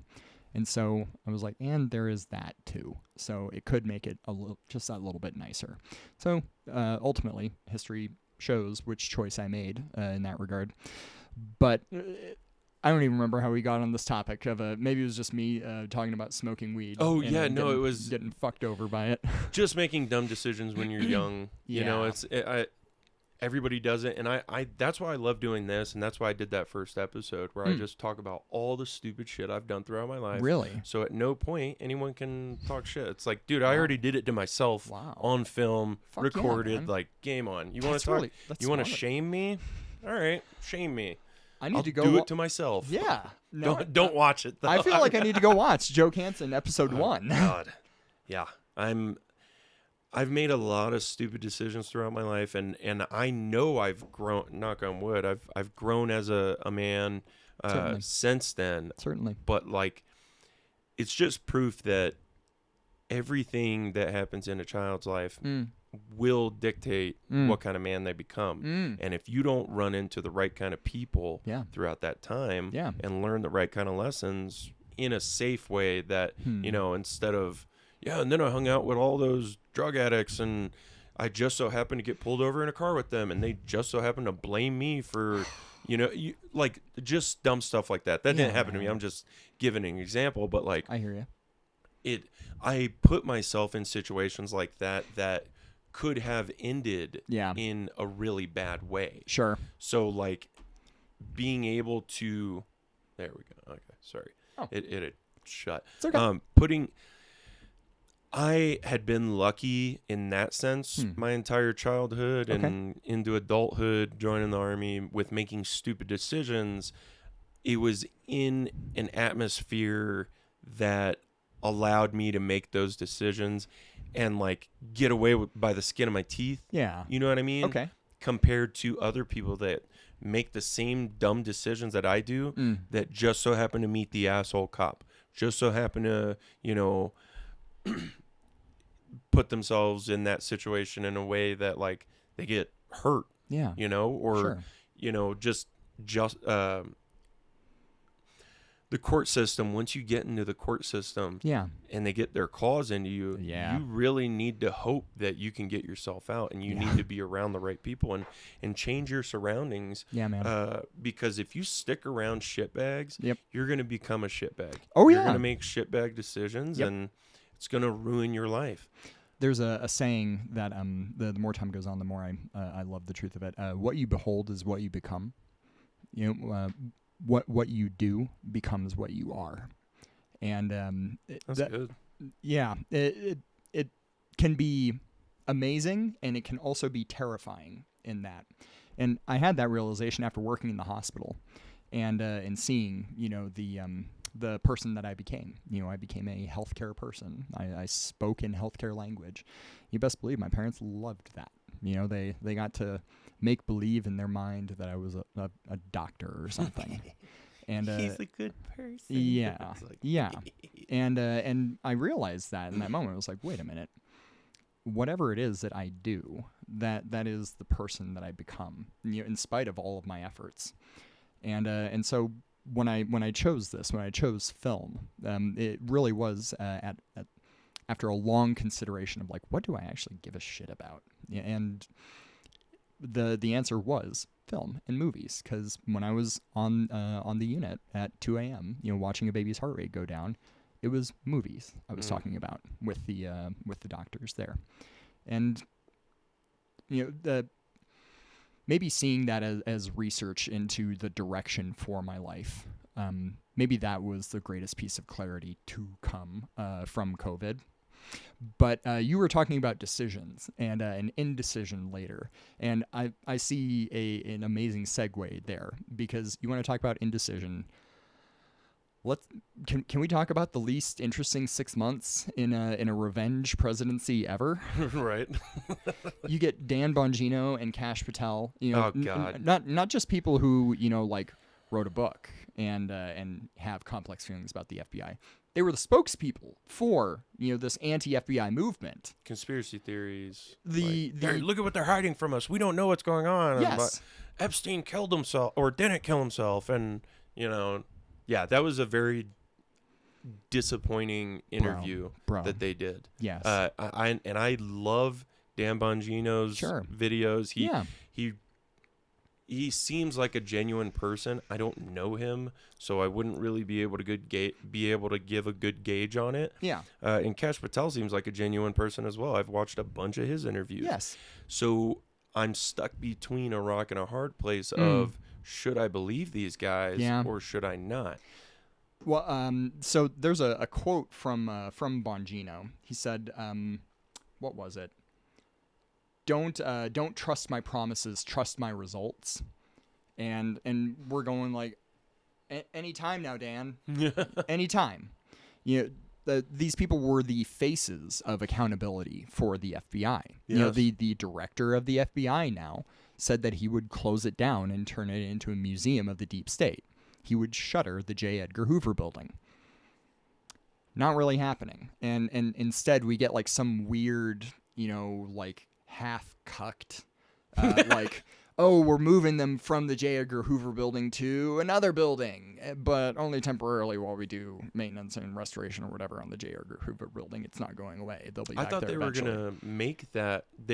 I thought they were going to move the FBI headquarters into a newer building with more high-tech stuff. And I could be wrong, but that's what I remember hearing. That sounds talk about, familiar. and that they were going to move them out of the J. Edgar Hoover building just because of all the history that it has. Sure. On top of, you know, they're just trying to shine a dried up piece of shit. Yes. Instead of just taking it out, cleaning it, and demolishing everything and building a new building. Yes. You know, I'm reminded of the FBI, or not the FBI, the JFK disclosures that they did this past year with Kash Patel and Donald Trump himself saying, I wish, if you read it, you would wish you could unread it. And then they released that information, and suddenly a new player enters the JFK assassination arena. Our greatest ally in the region, Israel.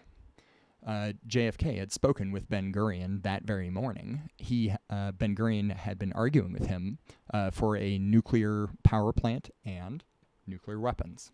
And JFK denied him both. And he hadn't even been in office that long, but he denied Ben-Gurion one too many times, I think, because the report that was released by the FBI mentions by name Mossad. And so... Do you think it was a team effort with Certainly. Mossad, LBJ, of course. and the military? Well, yes. When I say Israel in this, there were a whole lot of people in this country who stood to benefit from JFK's they were death. pissed off about the Bay of Pigs. Yes. Yeah. And just so people have context, I don't know if you could go more in depth on this with the Bay of Pigs. When they were invading Cuba, yes. They were told by JFK that, we're going to send more troops and we're going to do you will such have and such. support. And when time came, he was like, just kidding. And like there were pissed off people, along with LBJ, who was like, I'm not this guy's lackey. He's supposed to be my lackey. Let's just whack him. Yeah. You know, so I like you said, there were a bunch of people that benefited, but if you could go more in depth on that. Well, I found that very shocking and recontextualizing of history. Learning that Israel was complicit, if not directly responsible for the death of one of America's most beloved presidents, a steadying force in the world, an actual keeper of peace. Vietnam didn't happen until after his death. And so that recontextualizes my feeling of the relationship between America and Israel. And then you see things like the USS Liberty attack, another false flag designed to, it was attacked by jets painted to look like Egyptian jets, but they were actually owned by Israel.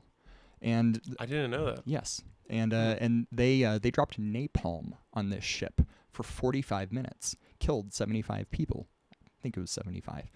And I want to say it was the Harry S. Truman, was 15 minutes away, did not show up to rescue them for 14 hours.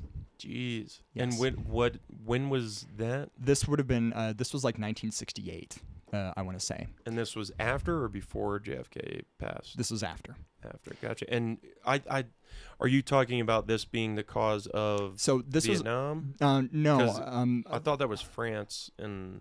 Yes, certainly. Yeah, Indochina and French colonialism failing. Yes. No, I'm more talking about things that have occurred in the past with Israel that make me go like, oh, I got you. Are they actually our friend? Because I don't know that you do this to friends. Yeah. And so the USS Liberty attack, these people, they're almost like vaccine mandate victims today. They are invisible. They are unseen, because to acknowledge their existence is to acknowledge something horrible that exists to acknowledge the elephant in the room that we just apparently cannot. as a society. How do you think this ends with Israel and America and Iran? I think this ends with the rapture. Jesus coming down. Yeah. Would anyone listen? That would be the big question. I think they would be compelled. There is something about the truth when you hear it that it cuts like a knife.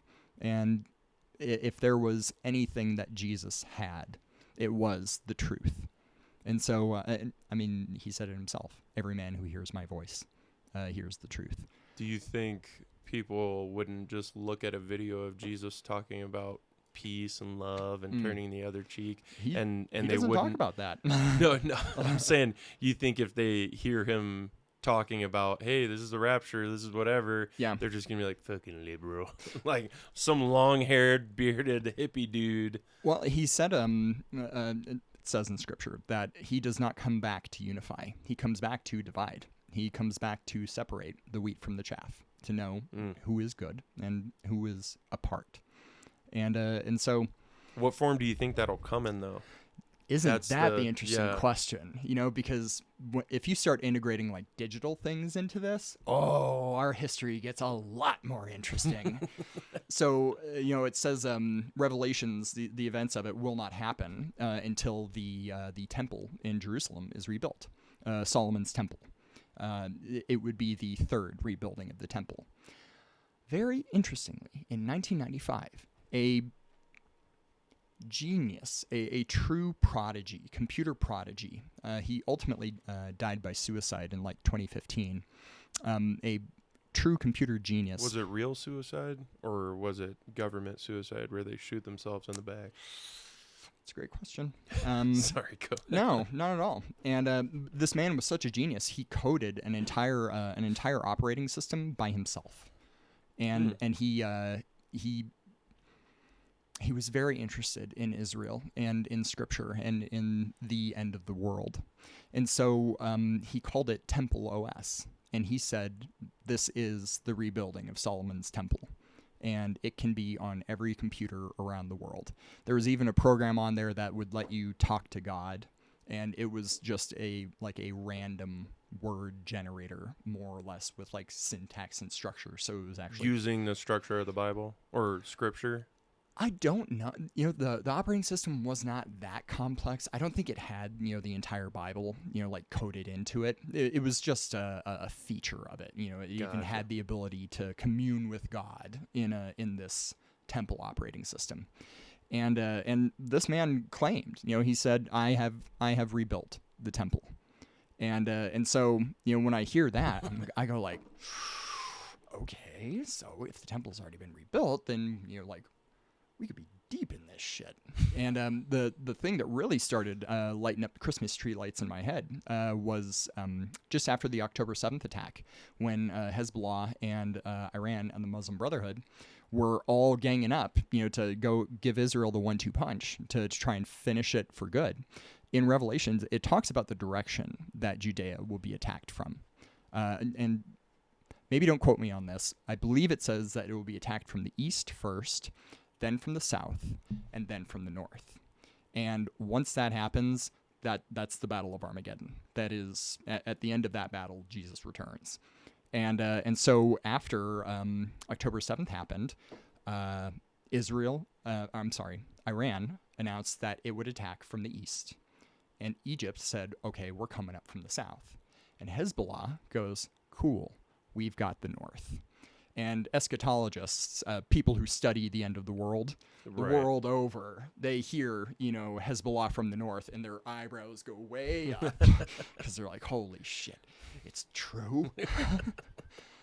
No, I hope that's not true. And I mean, I feel like everybody in their own generation thinks Certainly. like, oh, well, I mean, I'm the main character in my video game. Yes. So like, I think that happens a lot. You always got those guys that are like, yeah, the end of the world's going to be in a year or two. Oh, yeah. And then the year or two comes and they're like, well, I meant 5 years from now. Yeah. Also, could you give me some money? yeah. Has nothing to do with anything else. Yeah. Just give me your money. Yeah. But like, I think it's a mixture of that along with people allowing the craziest stuff to happen in our lifetime.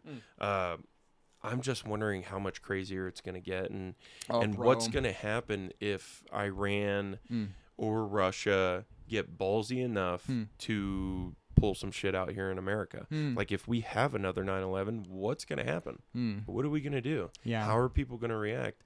That's a great question. It makes me think of that movie Civil War. Yeah. Or what's that one that was on Netflix that was produced by the Obamas? Oh, sorry, I'm not familiar. Damn it! I'll find it out. But there was a movie that came out where it's basically like the end of the world. It's got some big name actors. One of the main characters from Daybreakers, I think, is in it, and the chick that plays Pretty Woman. Daybreakers, what a great reference, right? You're talking about like the 2010 vampire film. Yes, yes, bro. What a pull, dude! Damn, man. Now I have to find it. So in the movie, give me 1 second.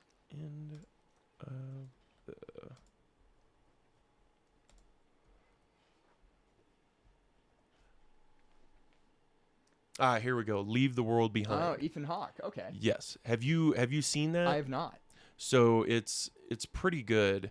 Yeah, it's some good actors in it. Yeah. But Julia Roberts. In the movie, Julia Roberts. Thank you.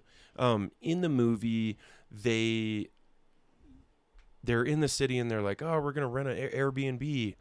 And just relax for the weekend. So they go to the Airbnb, and then things kind of start happening. It's a little weird, but like power's still on, internet's still working, all that. Okay. And then out of nowhere, the people that own the house that rented out the Airbnb show up, and they're like, "Hey, crazy stuff's happening in the city. Like, we're gonna have to cut this short." Okay. And come back into our house. Yeah. And Julia Roberts' character and the husband are like, "Well, no, we rented it. Like you signed a contract or whatever." Yeah. I would have been like, "I don't care. Kick rocks. Get out of my house." Sure. Sorry. It's the end of the world. But I guess I can't remember. They end up allowing the Airbnb guests to stay. Okay. And the dad's like, me and my daughter will go in the basement in the extra room. They had supplies and stuff like that. Okay. Crazier stuff starts happening and it gets worse and worse. And they drive into the town. Nobody's out. Everybody's like hiding. And then pamphlets start flying from the sky that are dropped by drones. And like they pull up the pamphlets, and some of them are in Chinese, and some of them in other parts of the state or other parts of the country are in Arabic, and it's like "Death to America," "The world's ending," "Surrender," stuff like that. Okay. Basically stuff to sow craziness throughout America and basically allow us to eat ourselves. Do you think that was predictive programming for the New Jersey drones? Yeah. This was a year ago. Exactly.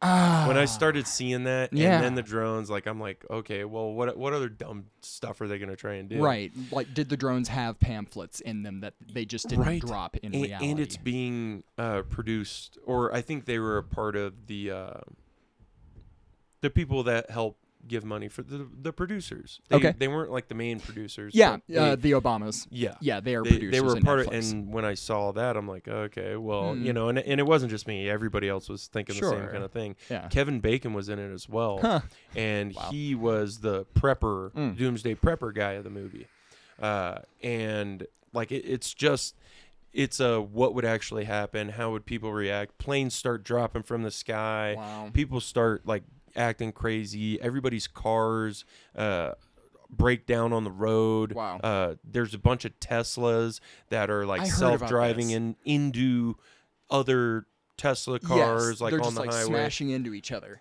Right. So it gets crazy, and then they end up going back. Like there's some eerie sound frequency that's going that makes the kids' teeth fall out, and like everybody's ears bleed or whatever. Like it's nuts. But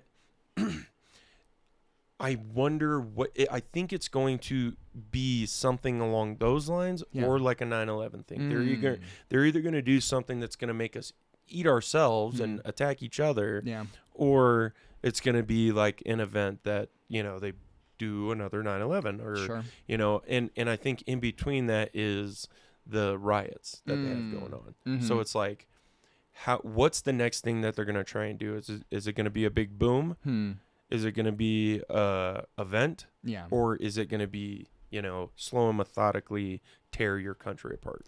Well, if it's China at the helm of this, I think it will be the last one. The long con. Oh yeah. They're good at that. They have a totally different perception and view of history than we do, and they run their nation accordingly.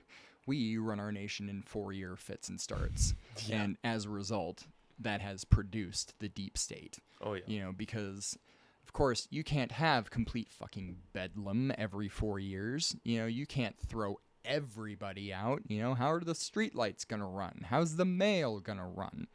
And I don't know at what point that those appointments started happening, where suddenly the actual power of the government is not in the elected individuals to it. Well, the politicians that we have and the people that we have in government now have learned how to tweak and stop people from actually being able to implement anything. Absolutely. It's like, oh, you want to fix America? Well, we're going to throw a shitload of lawsuits at you and make it to where everything that you want to do that could fix stuff, you can't do it. And then by the time you come up for election, like, kick rocks. Yes. Yeah. Or play semantics to just completely let the blood out of any part of the Constitution. What I would give for a time machine to be able to go back and be like, no, don't use the word regulated. That means a very different thing 250 years from now. Back then, of course, they meant trained. Regulated meant trained, disciplined, controlled. And yet, I think it was around the 70s or so, liberals started using that word to mean federal rules that you must follow. And because of the conflating of those two terms, they go, oh, look at this. Look where this word turns up. They were more about freedom of speech and the right to bear arms back then than they are now. Oh, yeah. It's as if it's all they hate it now. Changed. Yeah. And I've said this a bunch of times. The right, the left is going 1,000,000 miles an hour to see how far left they can go, how crazy they can make it, how progressive they can make it. And the right is just the left going the speed limit. Dog, you've taken the thought from my brain. I told my father-in-law about 1.5 years ago that conservatives, Republicans, we have become the party of grudging acceptance. Yeah. Where we resist something and say no to it, and then it doesn't go away. We allow just a small bit of what they're asking. Familiarity is the father of acceptance, and so they implement something, 1% of what they actually want, and then they just leave it there and go, "What? It's 1%." And what is actually happening at that point in time is normalization. Yeah. And you go like, "Oh, okay, it's that thing. It's always 20 years later, you're at 50%." Yes, yes, man. And we. I say we, Republicans, that is just the status quo for us. That is business as usual. We take no ground back. We only slowly give it up. And so when someone like Trump comes in, I go, oh my God, there's actually an opportunity to take back ground here, and make meaningful change. As frustrating as she is to me, Amy Coney Barrett, she did get rid of Roe v. Wade. And I remember before she was nominated to it, she had talked about wanting to get rid of Roe v. Wade. She said, abortion is murder, and murder is a crime. And that was the beginning and the end of it for her. I think she's a pretty staunch Catholic lady. So, I like that. Yeah, personally. True My oldest was born at 26 weeks, 2 pounds 6 ounces, and anytime I hear somebody, it saddens me whenever I'm reminded of the abortion laws in Colorado. Well, and I know if you could talk to those mothers 5, 10, 20 years down the line, 201, they all regret it.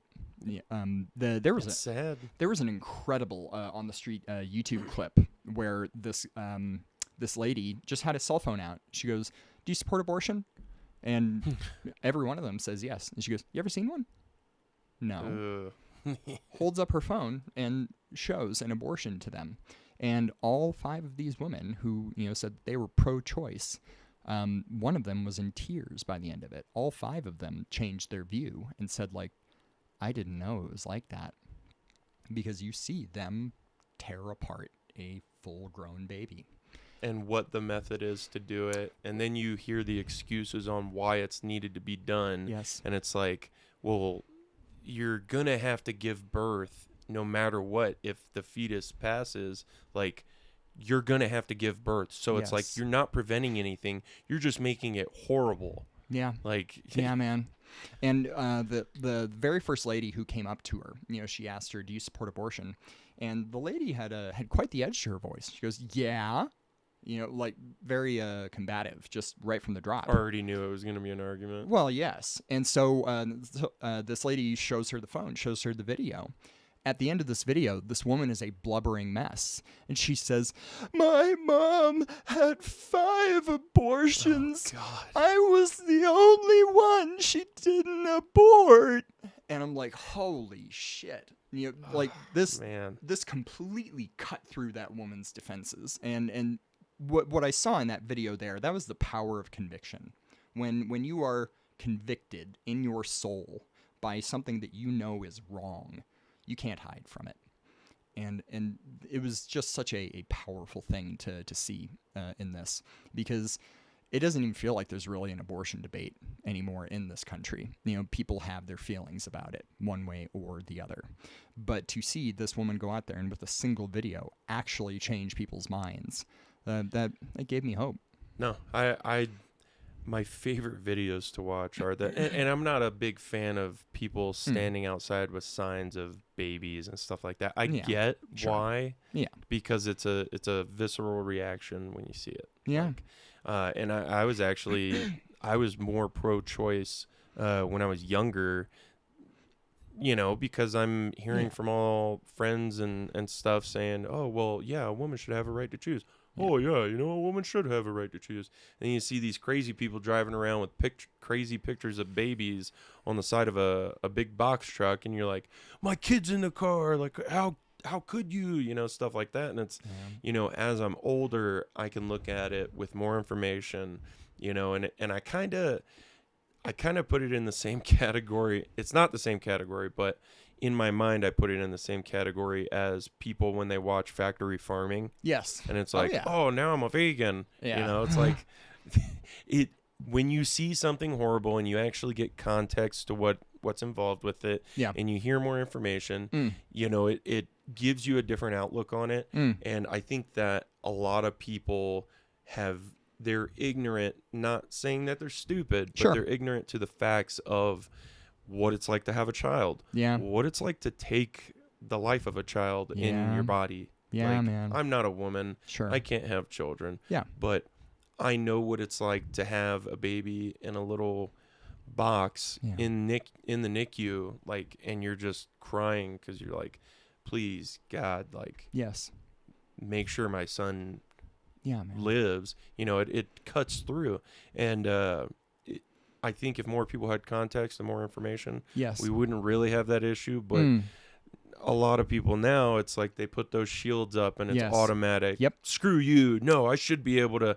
It's not a baby. It's a fetus. It's a clump of cells. Exactly.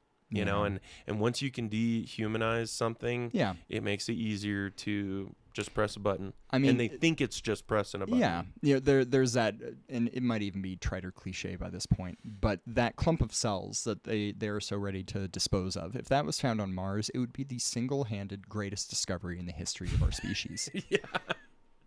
Oh, look, a clump of cells.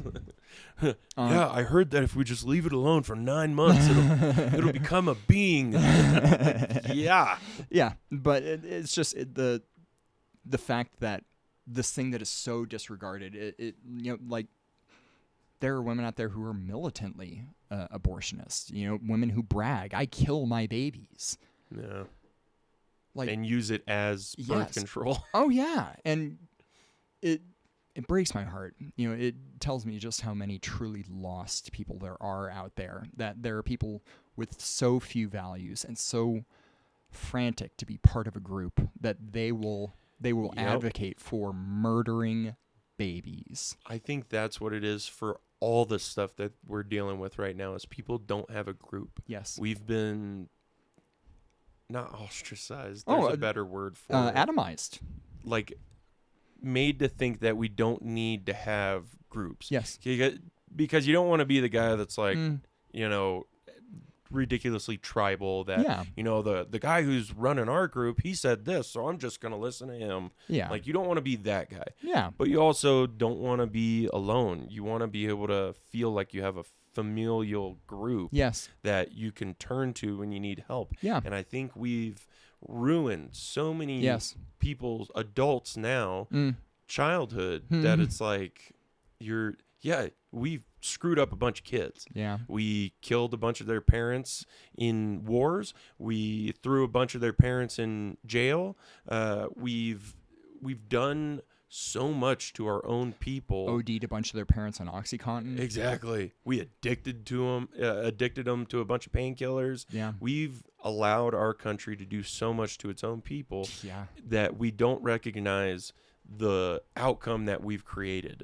And now we have a bunch of people that don't have familial bond with anyone or anything. Yes. And they're looking for that, and they're searching for it, and they're going to grasp onto the first thing that sounds like it makes sense. Yep. And I think that's how we get groups like Antifa. Yeah. That's how we get groups like the Proud Boys, or, you know what I mean? All you got to do is find the people that have been, take Proud Boys or some racist group for whatever reason. All you have to do is find some little white kid that's gotten jumped by a bunch of inner city youths. Yeah, like I was gonna say minorities, but yeah, like a group of kids that aren't the same race or ethnicity as the little white kid that just got jumped. And with Antifa, all you got to do is find a kid that's been bullied for being gay or bullied for being you know, had whatever views and told that he's an idiot and stupid and just has a weak chin. You know what I mean? Like everybody is their own thing, and you have, like, they're easily manipulated. Certainly. And able to push them into whatever group. Yep. Because all you got to do is find that one thing that they can connect with and be like, yeah, no, I went through this when I was younger. I completely understand. Why wouldn't you allow some woman to be able to, you know, choose her own, whether or not she wants to have a child? Or, Yeah. You know, and they. What about women that get raped? Yeah. What about them? Right. What about, and it's like, that's fucking horrible. It is. That being said, like, don't continue a horrible thing with another horrible thing. True that, man. Just like tying in the what we were just talking Absolutely. about. Like, it's not hard to make people search for that tribal feeling. Yeah. You know, and get them behind something. You know, we had a high trust society at one point, and we no longer do. And there was a great New York Times article that somebody dug up. I want to say it was from like 1997. It might have been from like 1997 to like 2003, somewhere in there. But it was an article stating that multiculturalism has failed, and that really what the article was about was these studies showing that where diversity is highest, everything is worse. Like where a society is not homogenous, it is worse. There's less trust between neighbors. There is less sense that your area is headed in a good direction. You know, just all the little intangibles of society completely fray and break down. And it was a 3 or 4 part study, you know, showing this, demonstrating this. And you know it had to be a long time ago because the New York Times actually talked about it. And so, and I don't know why, but they've kind of stopped talking about anything that has to do with not what their political orientation. Oh, you mean accepting of? They've stopped talking about anything of substance. Yes. Yes. Wow. Yeah. And so, seeing that article And realizing in these places where people are most different, where diversity is highest, I mean, you can't help but feel it yourself. You know, when you go to a place where either you're not from or you don't look like the people who live there, there's an inescapable feeling, and it exists in both directions.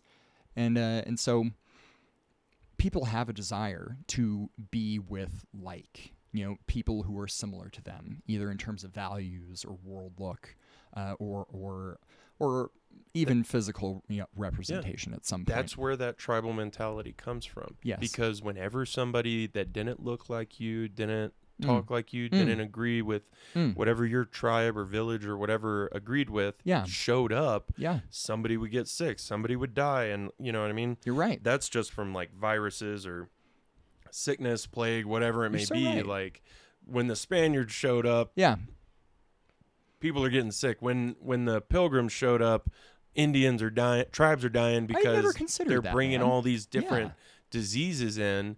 So imagine that over thousands of years. You know, it's ingrained in your mind. These people don't look like us. They probably have something that's going to kill us. And you know what I mean? Like, that's where that mindset comes from. I had never linked that to endemic disease.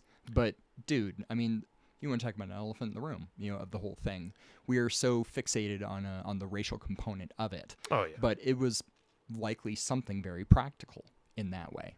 That has turned into what we have now. Yes. You know, because, like, I grew up in Northern Virginia, outside of D.C. Oh, like, boy. we lived in nothing but black neighborhoods. Like, wow. Right on. In my mind, I didn't really understand racism or anything like that till I joined the Army. Really? Not in the Army, but like talking with other people and get like, in my mind, like I'm going to talk shit to you just like I'm going to talk shit to my buddy Terrell or whatever. An equal opportunity shit giver. Exactly. I don't care if you're black, Mexican, Chinese, doesn't matter. I've got insults for all of you. As I got older, like then my mind starts looking at different things in a different way.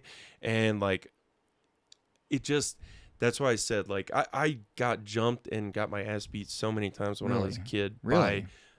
We were like there was like 2 other white families in the apartment complex area that we were in. Man. And like, I'd get jumped all the time. Yeah. And I could have looked at it and been like, those black people, how dare they? Yeah.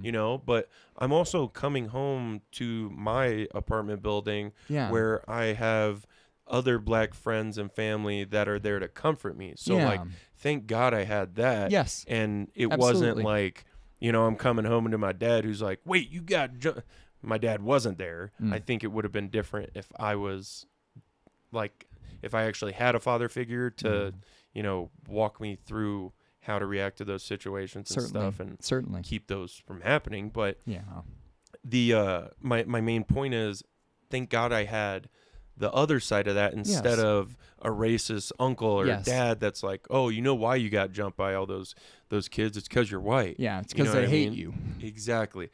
Thank God I didn't have that. Thank God I had, Miss Katie, who was this old black lady that like was the nicest woman ever. That's wonderful. And she hated cops. I don't know why. Come to find out, I'm pretty sure she was like, had gotten in trouble with the cops before because she would carry like a kitchen knife in her sock. Oh my! Like whenever we were sitting on the stoop, I'd see Katie was knife. A badass. She was.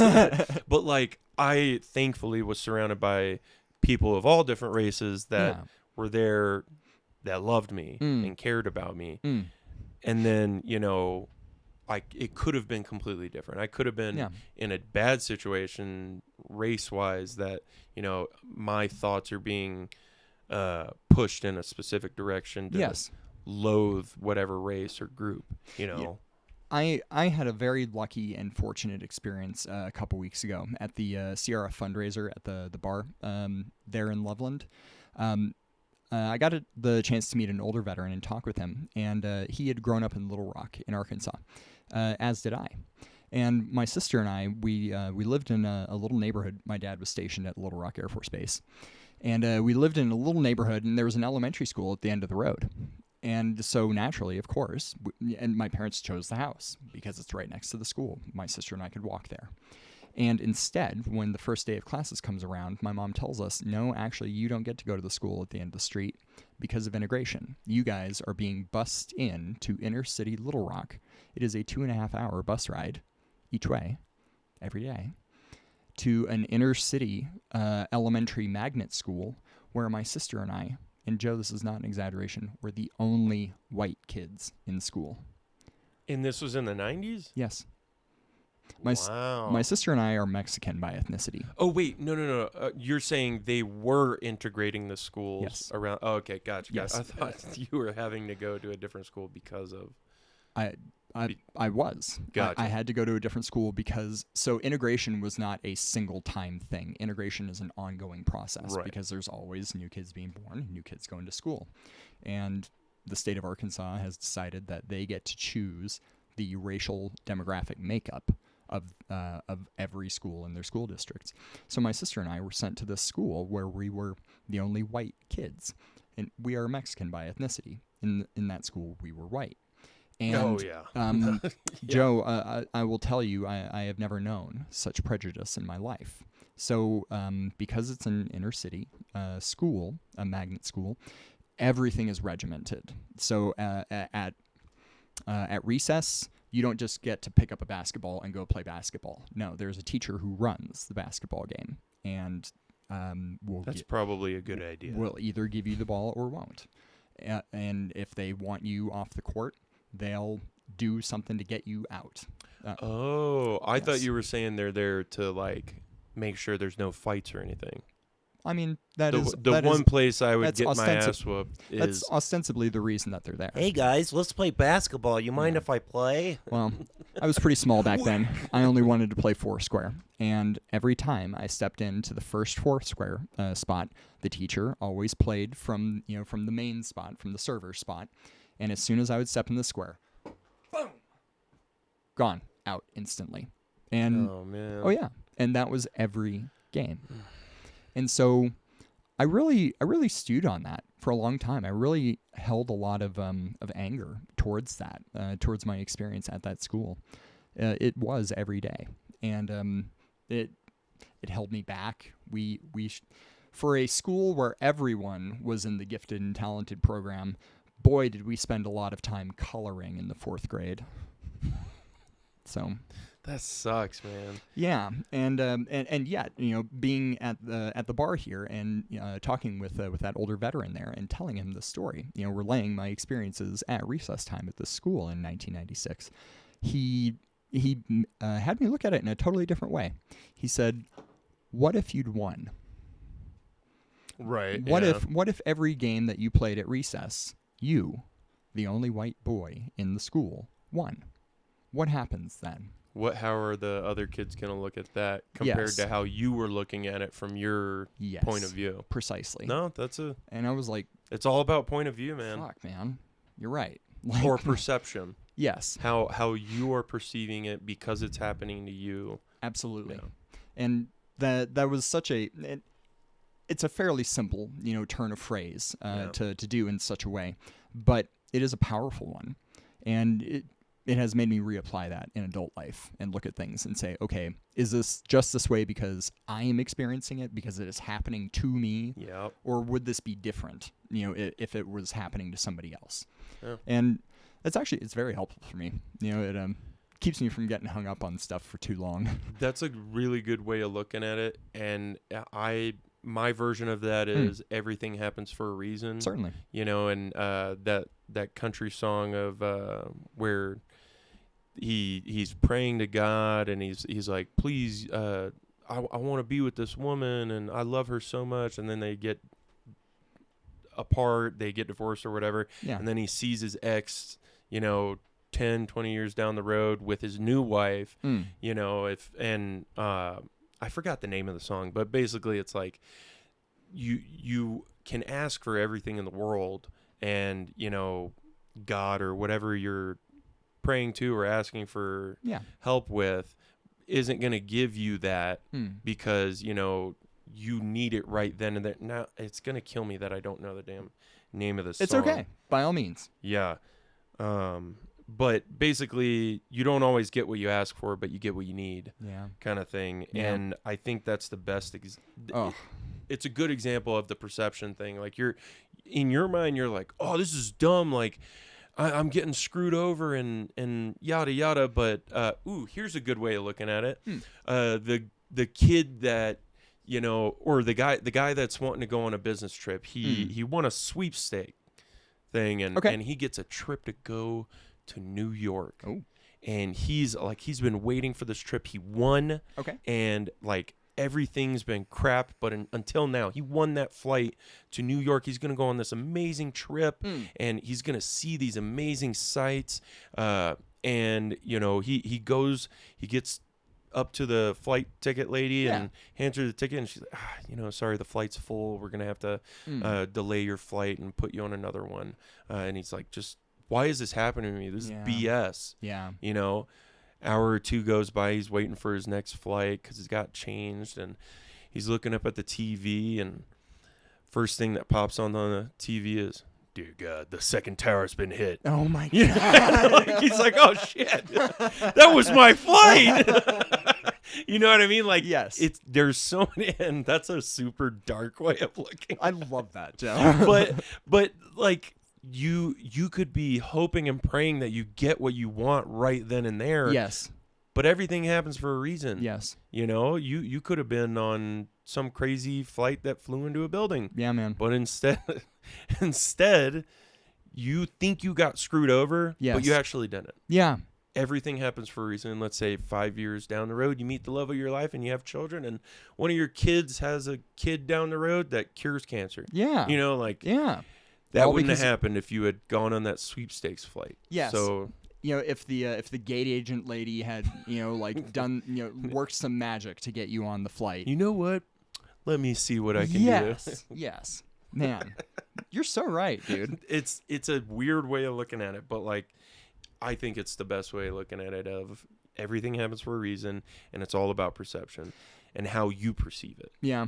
What are you gonna do about it? It makes one feel bound by time. Yeah. We can only ever know that which has already happened. Yep. And yet for our entire existence, it will only ever be right now. Yep. It is always right now. Yep. How are you going to react to it? Yeah. It makes me feel like it gives me the sense of like surfing almost, of like being on a wave right at the curl, right where the wave is when you're like cresting over it. Yes. And that is the human experience of life. And the fact that we cannot step outside of it, that we cannot know the future means that, we cannot know, that this plane is actually going to go into Tower 7. And, I'm on a sweepstakes. Yes. Yeah. Yeah, no. Dude, you're so right. I mean, that you've made a solid case for stoicism right there. To contain one's anger and one's outbursts. And that is something that I struggle with as of late. When I feel feelings, I feel them big. I'm trying to implement it with my kids. Yeah. And especially my oldest, because he's, getting at the age where he's about to be out on his own, and he's never going to be out on his own. I'm always going to be there, kind of thing. But, of course. That's the one thing I really want to push on them is like, hey, this seems like it's a really crappy thing that's going on right now, and it's the end of the world. Yeah. But it's not. And I wish I had that when I was younger. Yeah, man. Because I feel like I would have moved quicker in the race of life for myself. Sure. And grown quicker. But, everything happens for a reason. I'm where I'm at now. I get to hang out with cool guys like yourself and be a part of movies and production sets and, do podcasts and help vets and be on a magazine and, Craft an empire. You know what? My wife that I have now, I love my wife. I love my ex-wife. Yeah. I loved her even more when we were together. And around that time, I would have hated being apart. I was crying and like the whole 9 yards, but it's everything happens for a reason. And I have my kids now because of that. And I have my son now with my wife now. Like it's. Oh, I didn't realize these three are with Holly No. My 2 are from my previous marriage. Okay. The 2 older sons, I and see. then my younger son, Orion. now, Orion, is with Holly. That's wonderful, man. So it's, and she's been a part of their life for a good chunk, you know, since Joey was like 9 or 10. Right or on. So Okay. yeah, I love it. And she's a huge part of their life, and so is their mom as well, and we got a good thing going 50-50 wise. But yeah. Right on, man. Well, looking at the list of things that had happened recently that were like, holy shit. That's what I was doing earlier. Yeah. For like, I just need to bring it up. What about the quadruple attempted assassination in Minnesota? Successful double assassination. At the museum? No, I believe they were in their homes. Oh, yeah. The was she a congressman or a senator? So she was a state house, a state congressman, and there were 2 of them. And what's crazy is I think this woman knew that there was a target on her. So they were voting in the state house in Minnesota to repeal Medicaid benefits for illegal aliens. That's right. And the measure passed. 12 Democrats voted alongside the entire Republican part of the House, and it passed. And after this vote passes, this woman who was ultimately assassinated gives a news interview just right there in the foyer, and she is terrified. They ask her, "What do you think happens next?" And she, her teeth are all but chattering. As she says, "Well, I think some people could get hurt, and that night she's murdered in her own home, by a guy wearing a silicone mask dressed as a cop." And you want to talk about something that screams intelligence asset to me? I don't know if there could be. But the thing that incensed me most about it was, these 2 horrific double murders happen. And the media's first intention, their first order of business, is to ascribe it to MAGA, is to find a way to ascribe it to Trump. Never mind. Yeah, it's his fault. Yes, never mind the fact that the guy who did this is a lifelong Democrat. No, they found some fucko who hasn't showered in 3 months and threw him in front of a camera and claimed to be this guy's roommate. Says, "Oh yeah, I live with the guy. Me and 3 other guys. We all have a house together." While this man, the assassin, is married and has 3 children and a home. So it's just whole cloth fabrication. And they couldn't be less interested. They're just trying to find a way to ascribe it to Trump. No, I completely agree there. I'm trying to find the video of that interview. Yeah, Minnesota State Rep. Maybe scroll down. Yeah, I was. No, is this the interview? I feel like it's almost every YouTube video that pops up is always some bullshit that was the roommate. to get you. Which one's the roommate? Scroll up.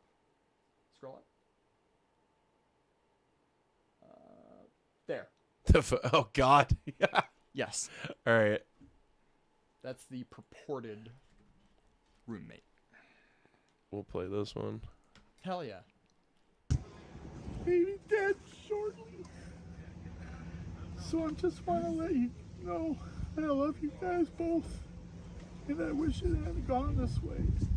I don't want to say anything more and implicate you in any way. He's ostensibly reading this guy's manifesto. That's right. You guys don't know anything about this. But I love you guys, and I'm sorry for all the trouble this has caused. Where do they find this? Dude. And this Loving, caring guy, loved his family, loved his friends, and loved God, and Why are you talking about him like he's dead? I don't know why he did what he did. is dead to me. No, It's just, he's dead in it's his not cell. fans. No one will Epstein style. believe this. You're No right. one that grew up. We He don't. had lots of friends, trust me. I mean, I wish I I could've imagine been this is there. how people talk Stop him. when I do some crazy. Yeah. Joe was a nice guy, and then they finally talked to like somebody that really knew me. Like, yeah, no, I saw this one coming. This Yeah. was on the radar. No, he said he'd finally snap if something ever happened to his family. I'm gonna find the interview of her. Yeah. Let me. All right, guys, we are back. We had to find the video, and we just didn't want you guys just staring at our faces. Yeah. Here's the video we're talking about. She was first elected to the House in 2004, but said recently the 2025 session was among her most difficult. Just this past Monday, minutes after a special session of the House concluded, she tearfully explained why she voted for a bill she actually opposed, to strip adult undocumented immigrants from the state's public health insurance program. You know, I'll continue to have health insurance, so I'm fine. What I worry about is the people who will lose their health insurance. I know that people will be hurt by that vote, and we worked very hard to try to get a budget deal that wouldn't include that provision. And we tried any other way we could to come to a budget agreement with Republicans, and they wouldn't have it. So, you know, I did what leaders do. I stepped up, and I got the job done for the people of Minnesota. That is just one example of her passion. Good for her. public service. 24 hours before her death. Seriously. DFL Senator I wanna John hear these Hoffman is another Yeah. example of a true public servant. Dummies. Fucking. He got into politics. Yeah. No, I it's the dumbest thing I think I've heard in a while is, you know, somebody snapping and killing a state representative because they voted on something making it to where illegal immigrants that are in the country illegally can't use our healthcare. Yeah, can't use Free healthcare. Can't use health services intended for the most vulnerable and endangered in our society. Yeah. They are not members of our society. They do not have access to these benefits. And they make it sound as if these people aren't going to be able to go to the hospital with their arm chopped off and not receive care. Right. If there's an emergency, doctors take an oath. Yeah. You know, like you get it's a hurt. law in this state. Yeah, you get hurt, you go to a hospital, they will help you. Now, everything following that after the aftercare, like, yeah, dude, that you're wasting taxpayer dollars. It might be I could give anybody and everybody a sob story. Yeah. Like, oh man, Everybody and then has one. Then my grandma died, and Yes. then, you know, my uncle, he ran my cousin over, and then I broke my arm. You know, it's like, yeah, that sucks. That or you get cancer or what, leukemia. Yeah. Think of any crazy disease that would make you feel sad and Yeah. wish that person gets health care. Like, yeah, that sucks. Yes. Look at the big picture. That's also going to cost taxpayer dollars. That's also going to take away from other people that could be using that, American citizens that could be using Fucking that. A, dude. Go to the country that you lived in, change the things that you need changed, and fix it there. Don't blame us and give us some sob story just because your country sucks. Yeah. Like, go fix your country, just like I'm willing to die for my country. Yep. I will do whatever it takes to die for my country, and I will do whatever it takes to keep other people from dying for this country. True that. You know, like, but these other countries that people are coming from and coming into our country illegally, they've lost the values or they just never had the values that Americans have. Yeah. And that are slowly losing. Americans are slowly losing the values that this country was built upon when it comes to patriotism and things like unquestionably. that. And the Constitution. But, like, the blood of patriots need to be used to water the Tree of Liberty. The Tree of Liberty I is totally thirsty. botched. It's okay. I totally the Tree of Liberty must be drenched in the blood of patriots from time to time. Yes. That's something that should be instilled in every country. Yeah. Like, that's how you create a great country, is people that are willing to sacrifice themselves for the rights and the things in their country that make it great. It sucks. It's sad, you know, that you don't have that in your country, but don't make me feel bad because it's like a house. Yes. I don't want my neighbor making me feel bad that I'm not taking care of them and feeding them. Yeah. It's like, no, Pathological, go to your house, dude. Pathological altruism again. Yeah, like, get fucked. Yeah. It sucks. I'm gonna cry for you. I'll give you some food from time to time. Yeah. My brain always goes to apocalyptic mindset. Yeah. Like, even though it's not. Like, if I can go out of my way now to help somebody, I will. Sure. That being said, apocalypse scenario. Yeah.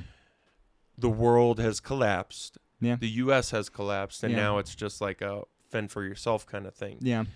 Comes down to personal social networks. I can only do so much for my neighbor until Yeah. it starts to affect me and my family. Yes. Like, I'm not going to give you food if it's going to take food out of my children's mouths. Right. Like, I'll help you if I can, but Yes. like, Yeah, there's this idea that because we have so much in this country that we in fact have no right to it.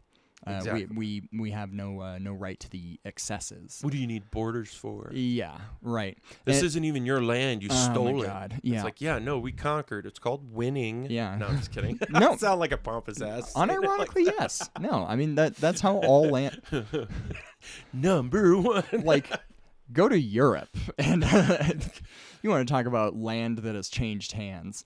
But Jeez. you know the thing that really makes it simple for me in all of this is that there simply is no human right to an American life.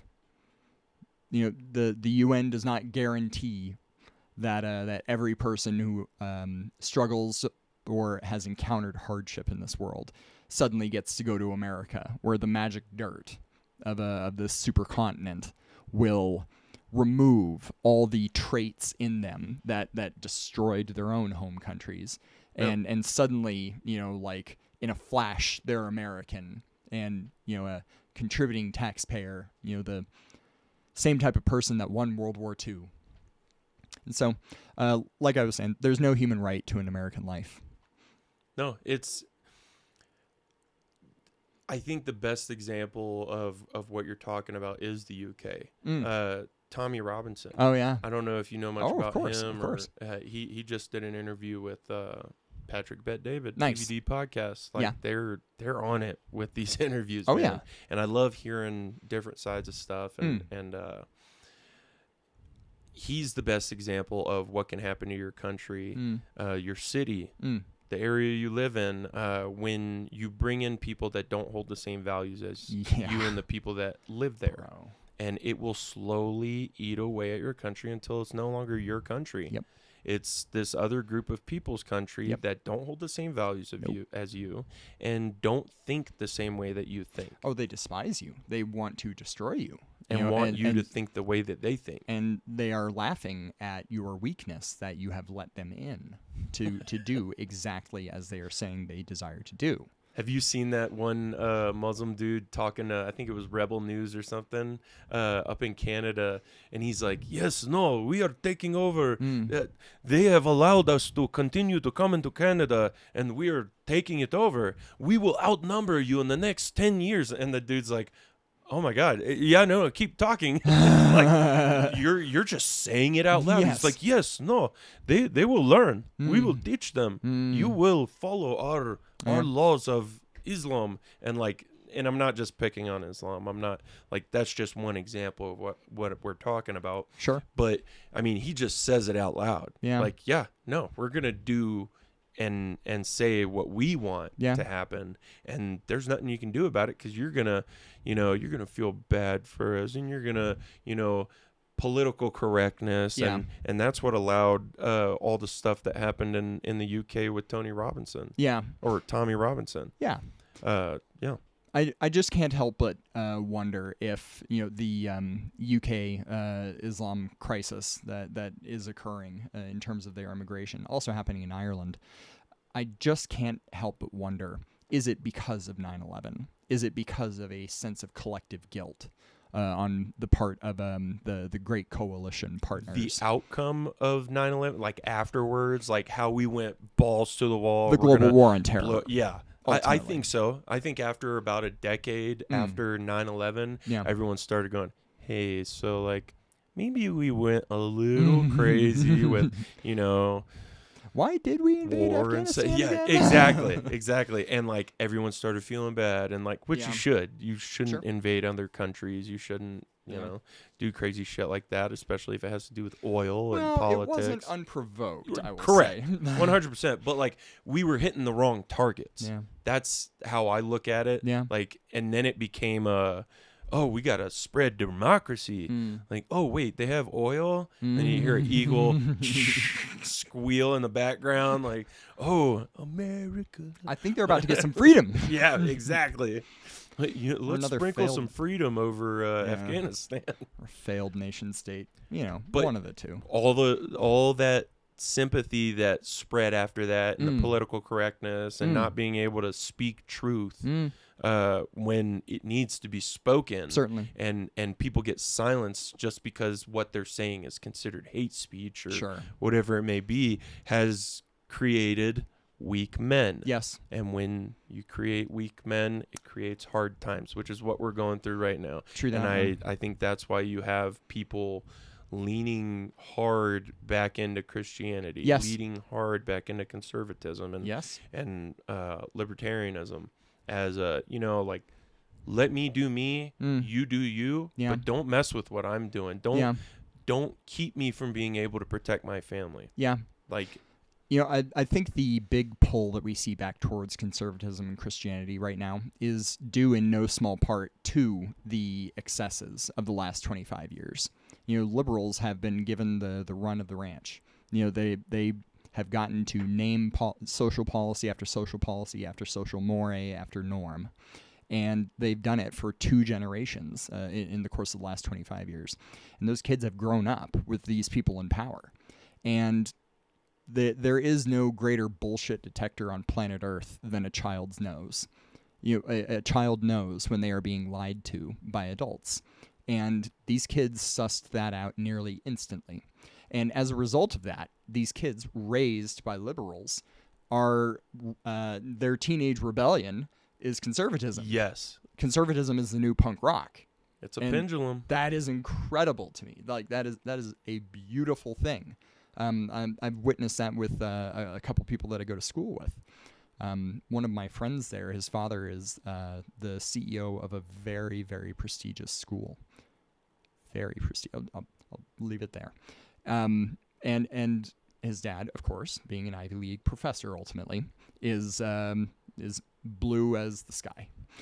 Blue no matter who. Yes, and his son, this wonderful autistic kid, and maybe I But shouldn't now even whenever say- I hear that, I think Elon Musk or something. yeah, he's that smart, and he is going to do something amazing. But Hell yeah. he rebels conservative, and I like that is catnip to me, man. Yeah. To see organic conservatism emerge out of youth. Because for my entire life, youth is synonymous with liberalism. I think I also like that. It just sucks sometimes because I always get this feeling that, like, I'm saying my side's always right kind of thing, or Sure. like, oh yeah, we're the side of common sense. And it's Yeah. like, no. Republicanism or conservatism or whatever has become the side of common sense because, like, go back 20 years and Republicans were the crazy Christian side that was like, no, you can't say that. That's homosexual. Sure. And like, they were more all about, silencing gay rights and Sure. like making it to where you can't express yourself in whatever ways. And it was like the bad version of conservatism Sure. that silenced speech. And the left at that time, the liberals were Yeah. the free speech, man. Yeah. And the only way you can protect your free speech is with the Second Amendment, the right to bear arms. Like, Yeah. it was more in that kind of setting, and the pendulum has just swung so far on both sides over the past 20-something years. You're right, man. That, like, obviously it swung super far left Oh, yeah. the past 8-10 years, Yeah. and now it's swinging super far right. So like, I get kind of scared to think, like, how far right is it going to get? How crazy are people going to get? How stupid are people going to make us look now Well, in 10 years? yeah. Like, when we have some dude screaming 999 Vashta Yeah. and being and like, he's Yeah. making great points. Yeah. Like, Sure.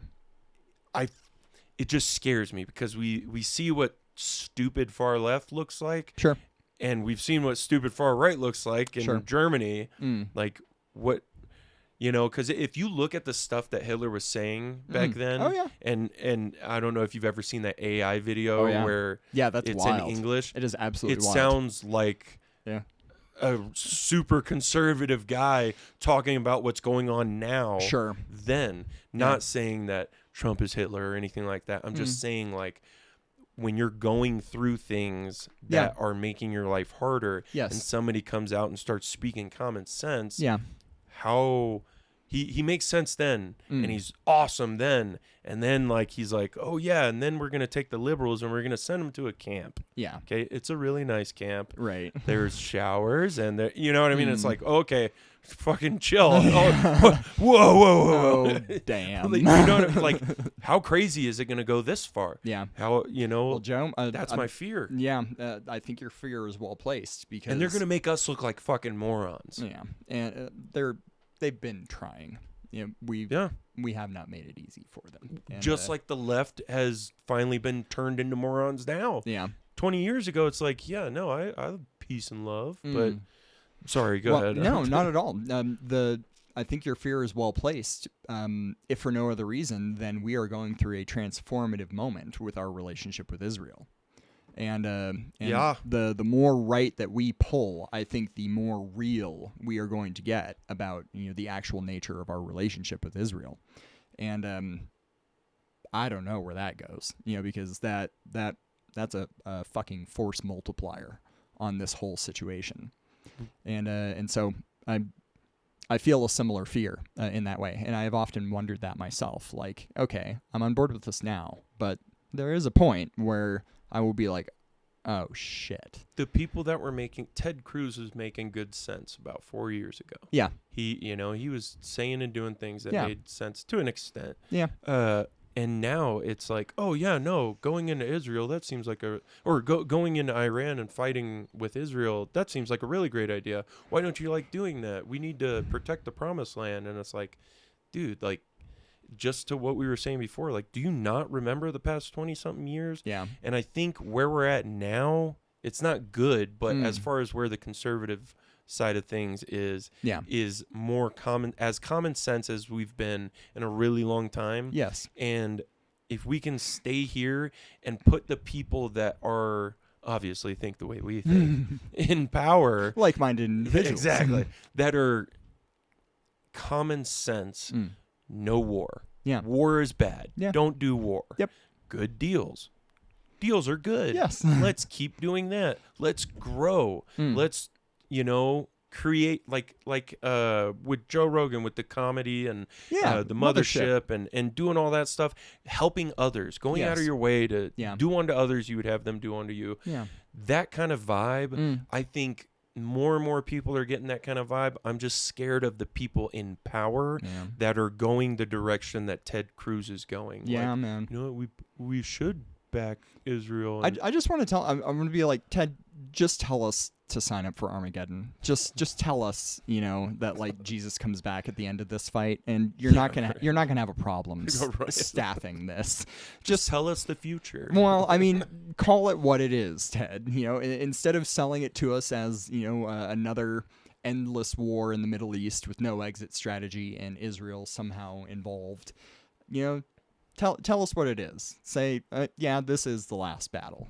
We just need to create a bullshit meter that's actually gonna like tell us who's being genuine and who's a piece of shit trying to make money and push us into work because they don't care. Oh, I bet there will be a Neuralink app for exactly that. God. Like something out of Deus Ex, Human Revolution, where it had like a real time like anatomical monitor, so you could like tell if somebody's heartbeat was going up, in the course of a Jesus. conversation. It was the whole conversation. Well, they said that was a part of it. People Really? using the Neuralink Really? are going to be. It's going to get to the point where you don't have to speak. Sure. Yeah. And you're just talking Bro. through brainwaves. When Joe Rogan expresses his fear, about like what happens when in here is out there, because you can't lie about anything anymore, and every secret racist in this world, will be outed, and the scarlet letter of our time is to be branded one.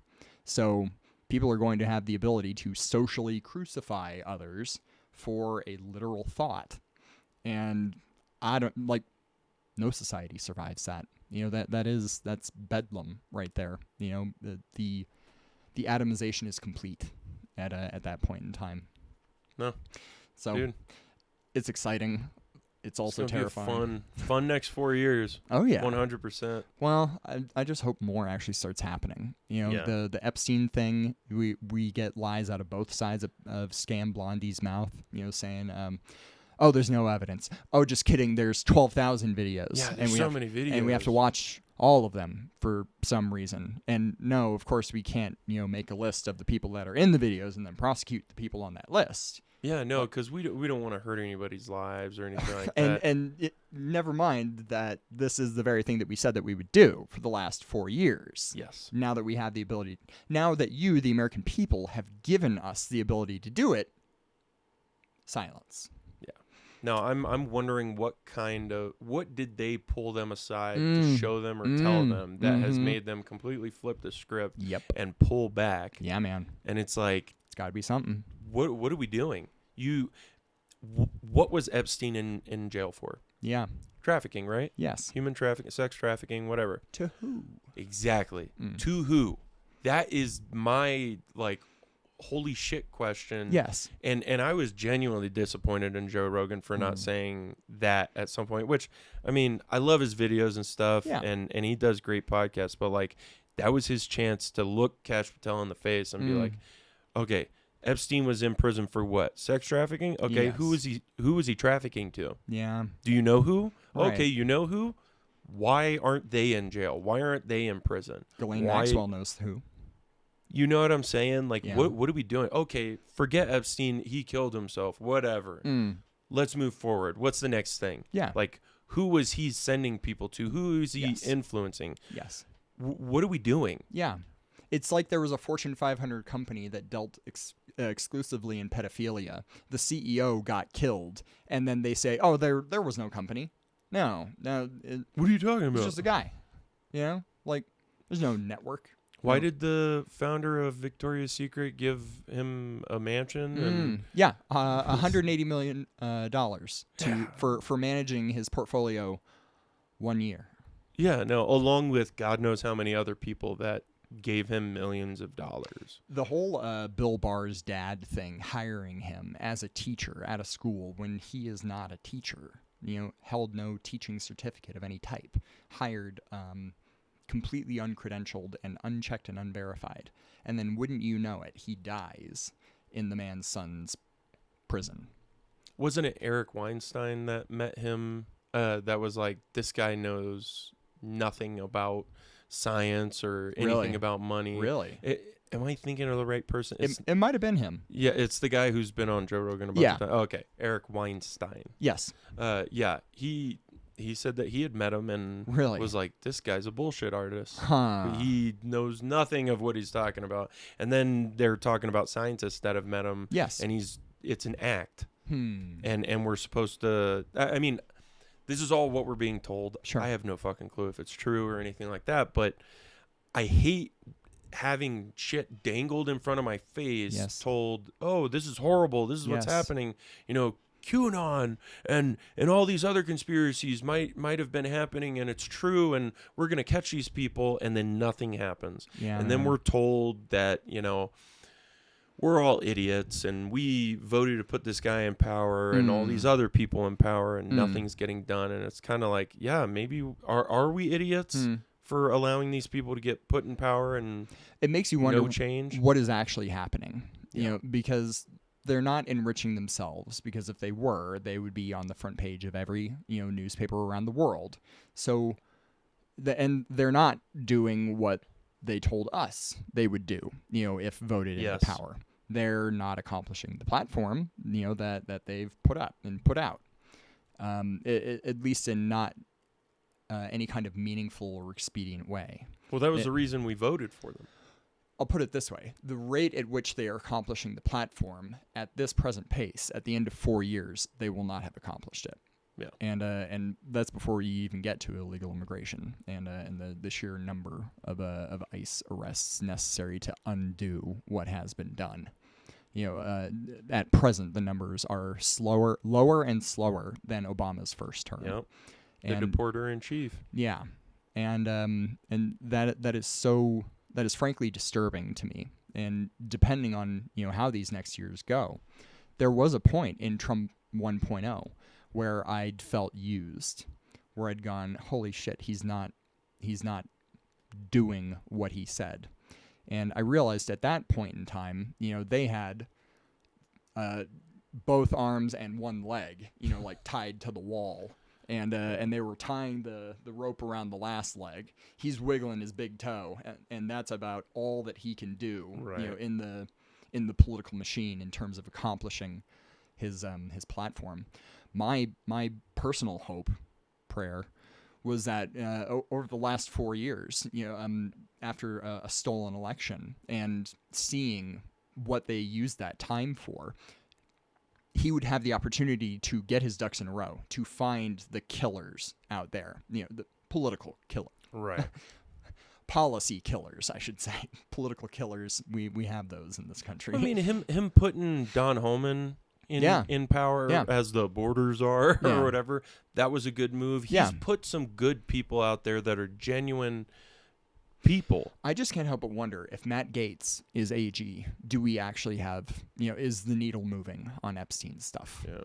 And yet that was so strange to me because it was gonna happen. And then like in a 72-hour period, he goes radio silence, and then suddenly it's, oh no, I'm out. Like I'm spending time with my family. And I'm like, that made me go like, holy shit, were the allegations against him true? Like, I thought that I understood the circumstance where they said, he like raped a teenager or something, where they'd actually had a rogue driver's, oh my gosh, why can't I think of the DMV? They had a rogue DMV employee in Florida produce an actual real Florida driver's license with a fake birth date on it. Oh God! And give it to that girl. And so, like Matt Gaetz, he might have even asked to see her ID at some point.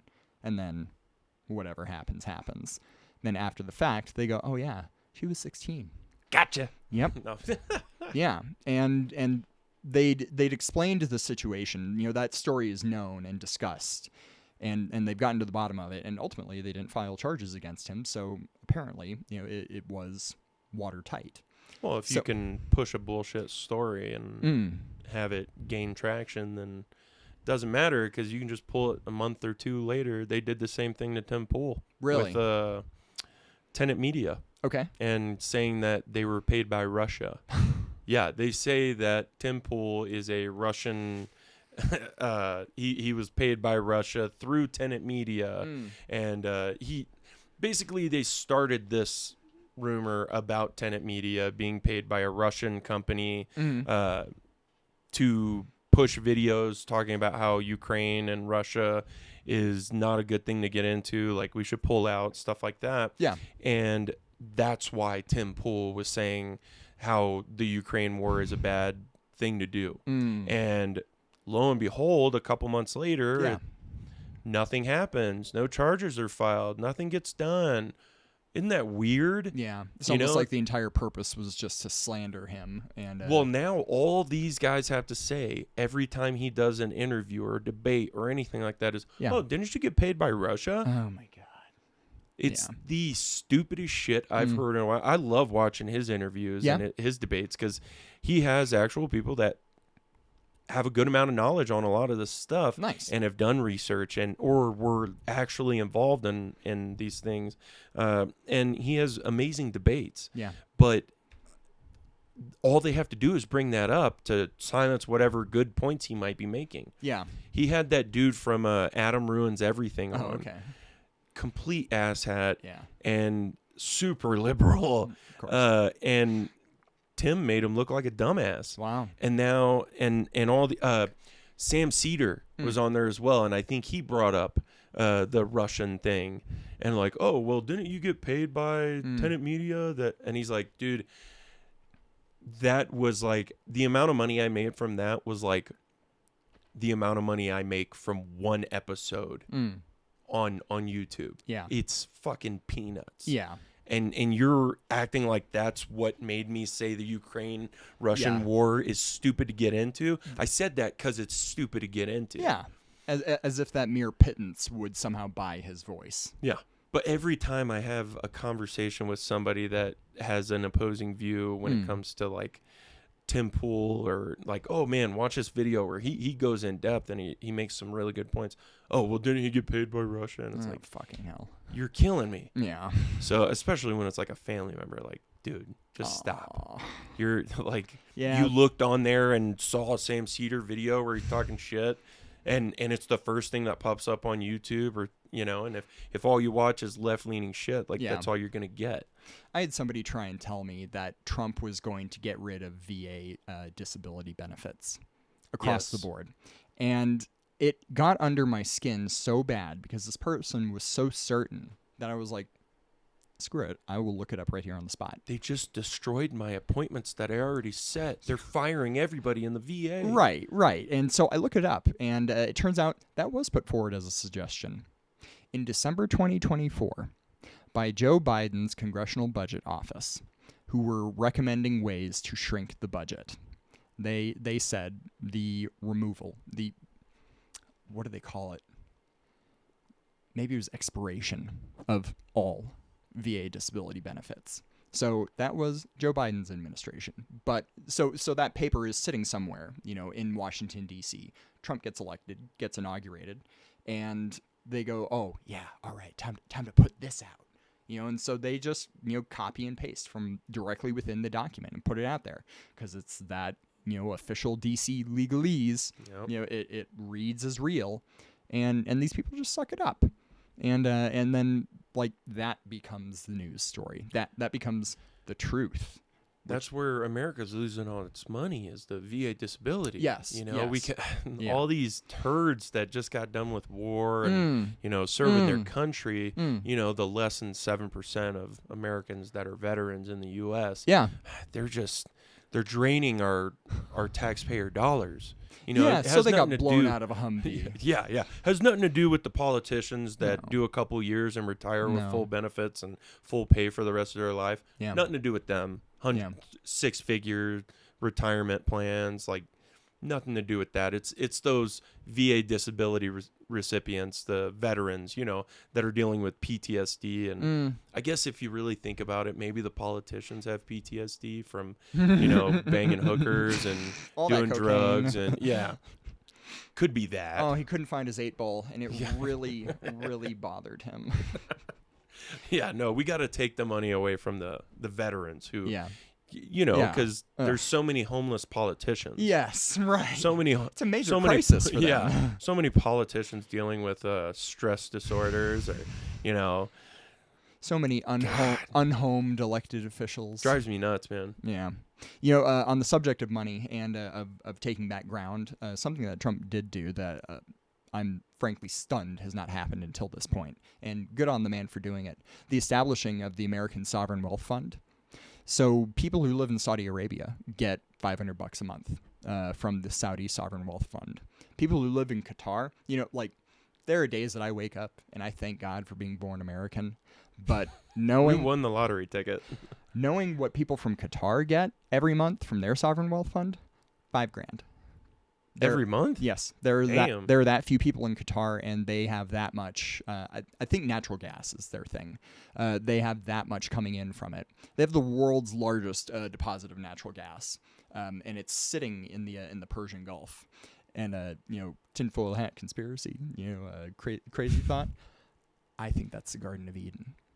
I think that it got buried, because coastlines move and everything. And after the flood, I think it got buried, and all that plant material and everything down there biodegraded and produced the world's largest, natural gas.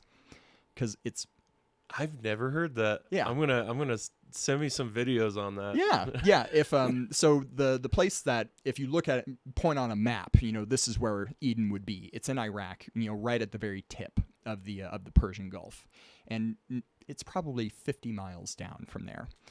And you can still see the river that fed it, the bed of the river in Saudi Arabia. It's massive. It's like 2 miles wide. A truly massive river. that crosses the desert.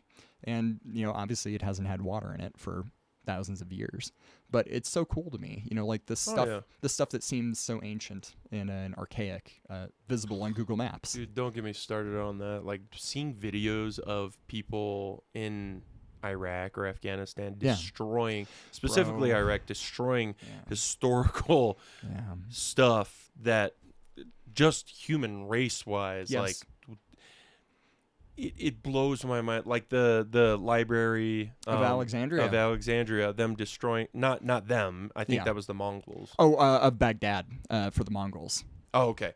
But like just destroying stuff like that, human race history. I think we've been. That could be its own episode, but like just history itself of the human race. I think, one, we're being lied to. Yeah. Two, there's stuff that if the human race knew it, it could bring us together. Yeah. And it would stop all the bullshit.